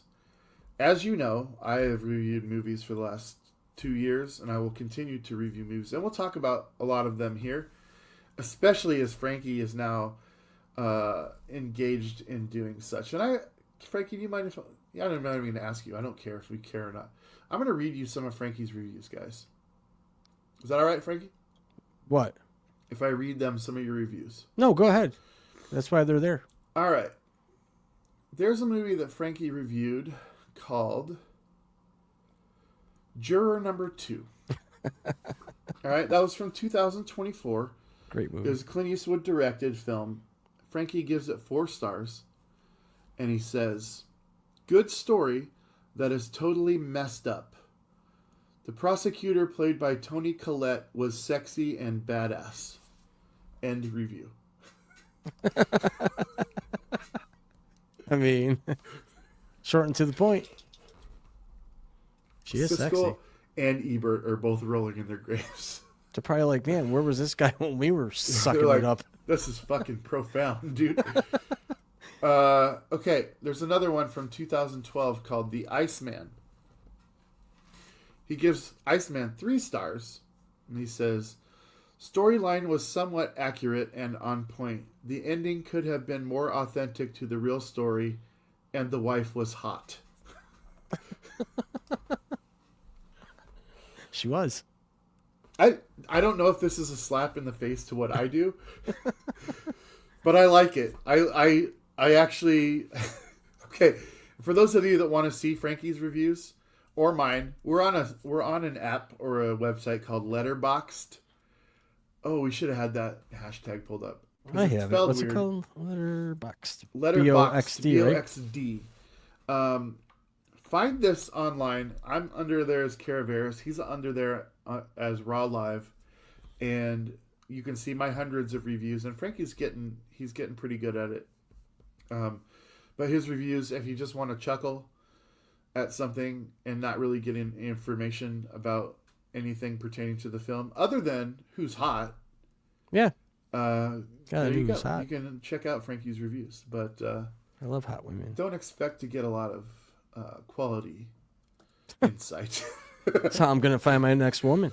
Letterboxd. Yeah, I mean, it is what it is. I think it's lovely, Frankie. It really is. I'm glad that you are on Letterboxd, and please follow us both on there because every movie that we watch will be on there. Dirty Dancing whether is we next. talk about it, whether we talk about it on here or not, it will be on there. So I'm glad we got to that. Stay tuned for my review of Dirty Dancing, which is my favorite movie, hands down. All right, let's talk about 1981. 81. Peter Sutcliffe confesses that he's the Yorkshire Ripper and that he killed 13 women. Are you familiar? I know that you're a big true crime junkie. Yeah, I've heard about this, but I don't think I think there's a story behind it that it wasn't confirmed. Well, it's his word against Correct. 13 dead women who can't say anything. Well, it's like the Iceman claims he killed over 100 people, and there's no proof of that. Yeah. Okay.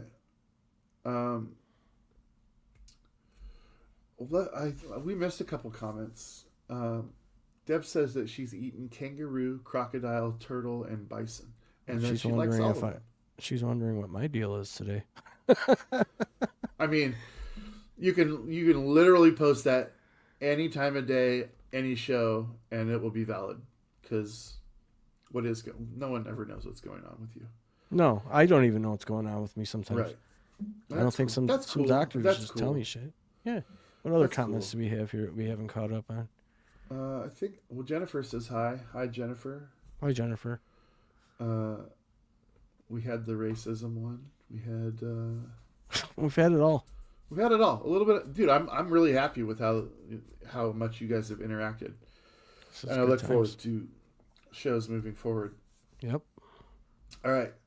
This one I wanted to give more, but I'm looking at the time. We're coming in on 3 hours. So I'm just going to get these last two out of the way, and then we'll get ready to close up shop. But 1993, and I remember this because I lived there in 1993. This was when Pearl Jam and Nirvana and Seattle was at its peak musically, like around 1993. Like it started in 91, and then all the albums came out in 1993. Was just, I was in high school.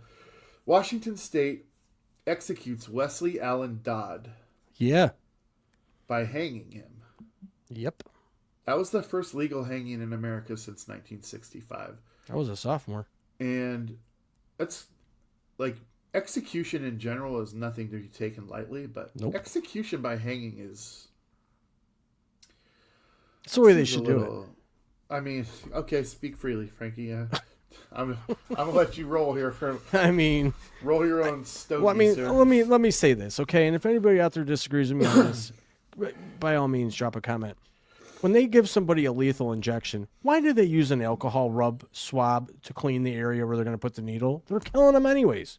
What a waste of an alcohol swab. That's taxpayer alcohol swab. Yeah. By the way, stupid. Let's give them the most humane way of dying, even though they did horrific things to get into that. I say they get in the gas chamber and have to suffer for a while. They get hung, they get shooting squad, or they get caned. So this is interesting. You're pro... corporal punishment. You're pro. Yes. Okay, I'm vehemently against it. That's interesting. I'm not looking at you any differently. Mano y mano. If you kill somebody, you should be killed. You were a piece of shit before this statement, and you're still a piece of shit. I'm sure there's still a crowd that would agree with you. No, I'm just saying that because it's funny, obviously, but like to me, you're saying like killing is bad, right? You sure don't is. kill people. No, but you killed somebody, and that's bad. So now we're gonna kill you, but it's not bad when we kill you because blah blah blah blah blah. Okay, nothing else matters. Either killing is wrong or it's not. It's wrong, okay? And if you have a male or a female go out and they're a serial killer and they kill however many people horrifically, why would you not want them to suffer in death? No, that's a great point. I 100%. That only makes sense. Like, I want rapists to die. I want children, people that mess with children to die. Exactly. But here's how I justify my stance on it. Okay? Would I be the one willing to pull the trigger? Or I would. I can't do it. I couldn't do it. I could not take somebody else's life. And I will say, I will not respect your opinion on it unless you are the one that's willing to say, yes, I could absolutely do that. And I would do that. That's the only way I will respect somebody who's pro death penalty, is if they could actually do it. I could not. So I guess I respect you for being the murderous person. I'm not a murderous person, but if my job was to pull the trigger or pull the latch that pulled the floor out from underneath someone's feet or hit the button to start the gas chamber, if that person deserved it and they were, put there by a group of their peers, then yeah, I would have no problems with that. I'll join you in this. I'll say that I wouldn't necessarily be disappointed that that person is not alive anymore, but I would be disappointed in the system that took their life. So because I don't. I want to address one of the comments here. It says, look up Richard Speck. I know, if I'm not mistaken, he killed a bunch of women, raped or, sexually assaulted a bunch of women. I don't know if he was put to death, though. Well, why would you address a comment you know nothing about? Well, no. I've never even heard the name before. He was on the show Mindhunter. Richard Speck, he was an American mass murderer. He killed 8 student nurses in South Deering, Chicago residents by stabbing, strangling, slashing their throats, or a combination of 3 on the night of July 13 and July 14 of 66. Speck also raped one victim before killing her. Yeah, I'm glad he's dead. Yeah. I mean, here's the thing. Like, I'm glad that he's not alive anymore, but I want no part of why. You know what I mean? Like, let's say I put him in prison and someone unalives him in prison. I'm just like, okay, cool. Well, he was sentenced to death, but it was commuted to a 400 to 1,200 year imprisonment. 400 years? Come on. Why don't you give someone 400 years? Just put him to death. What? Any number of years to me as a criminal is better than being killed. What? If I get life in prison, I'd rather die. So, I mean, that's you, though. Yeah, it's me. I'm not speaking on anybody else's behalf, but if I get for even 40 years, depending on my age and my medical condition, if I get put in prison right now for 40 years, I'm killing myself.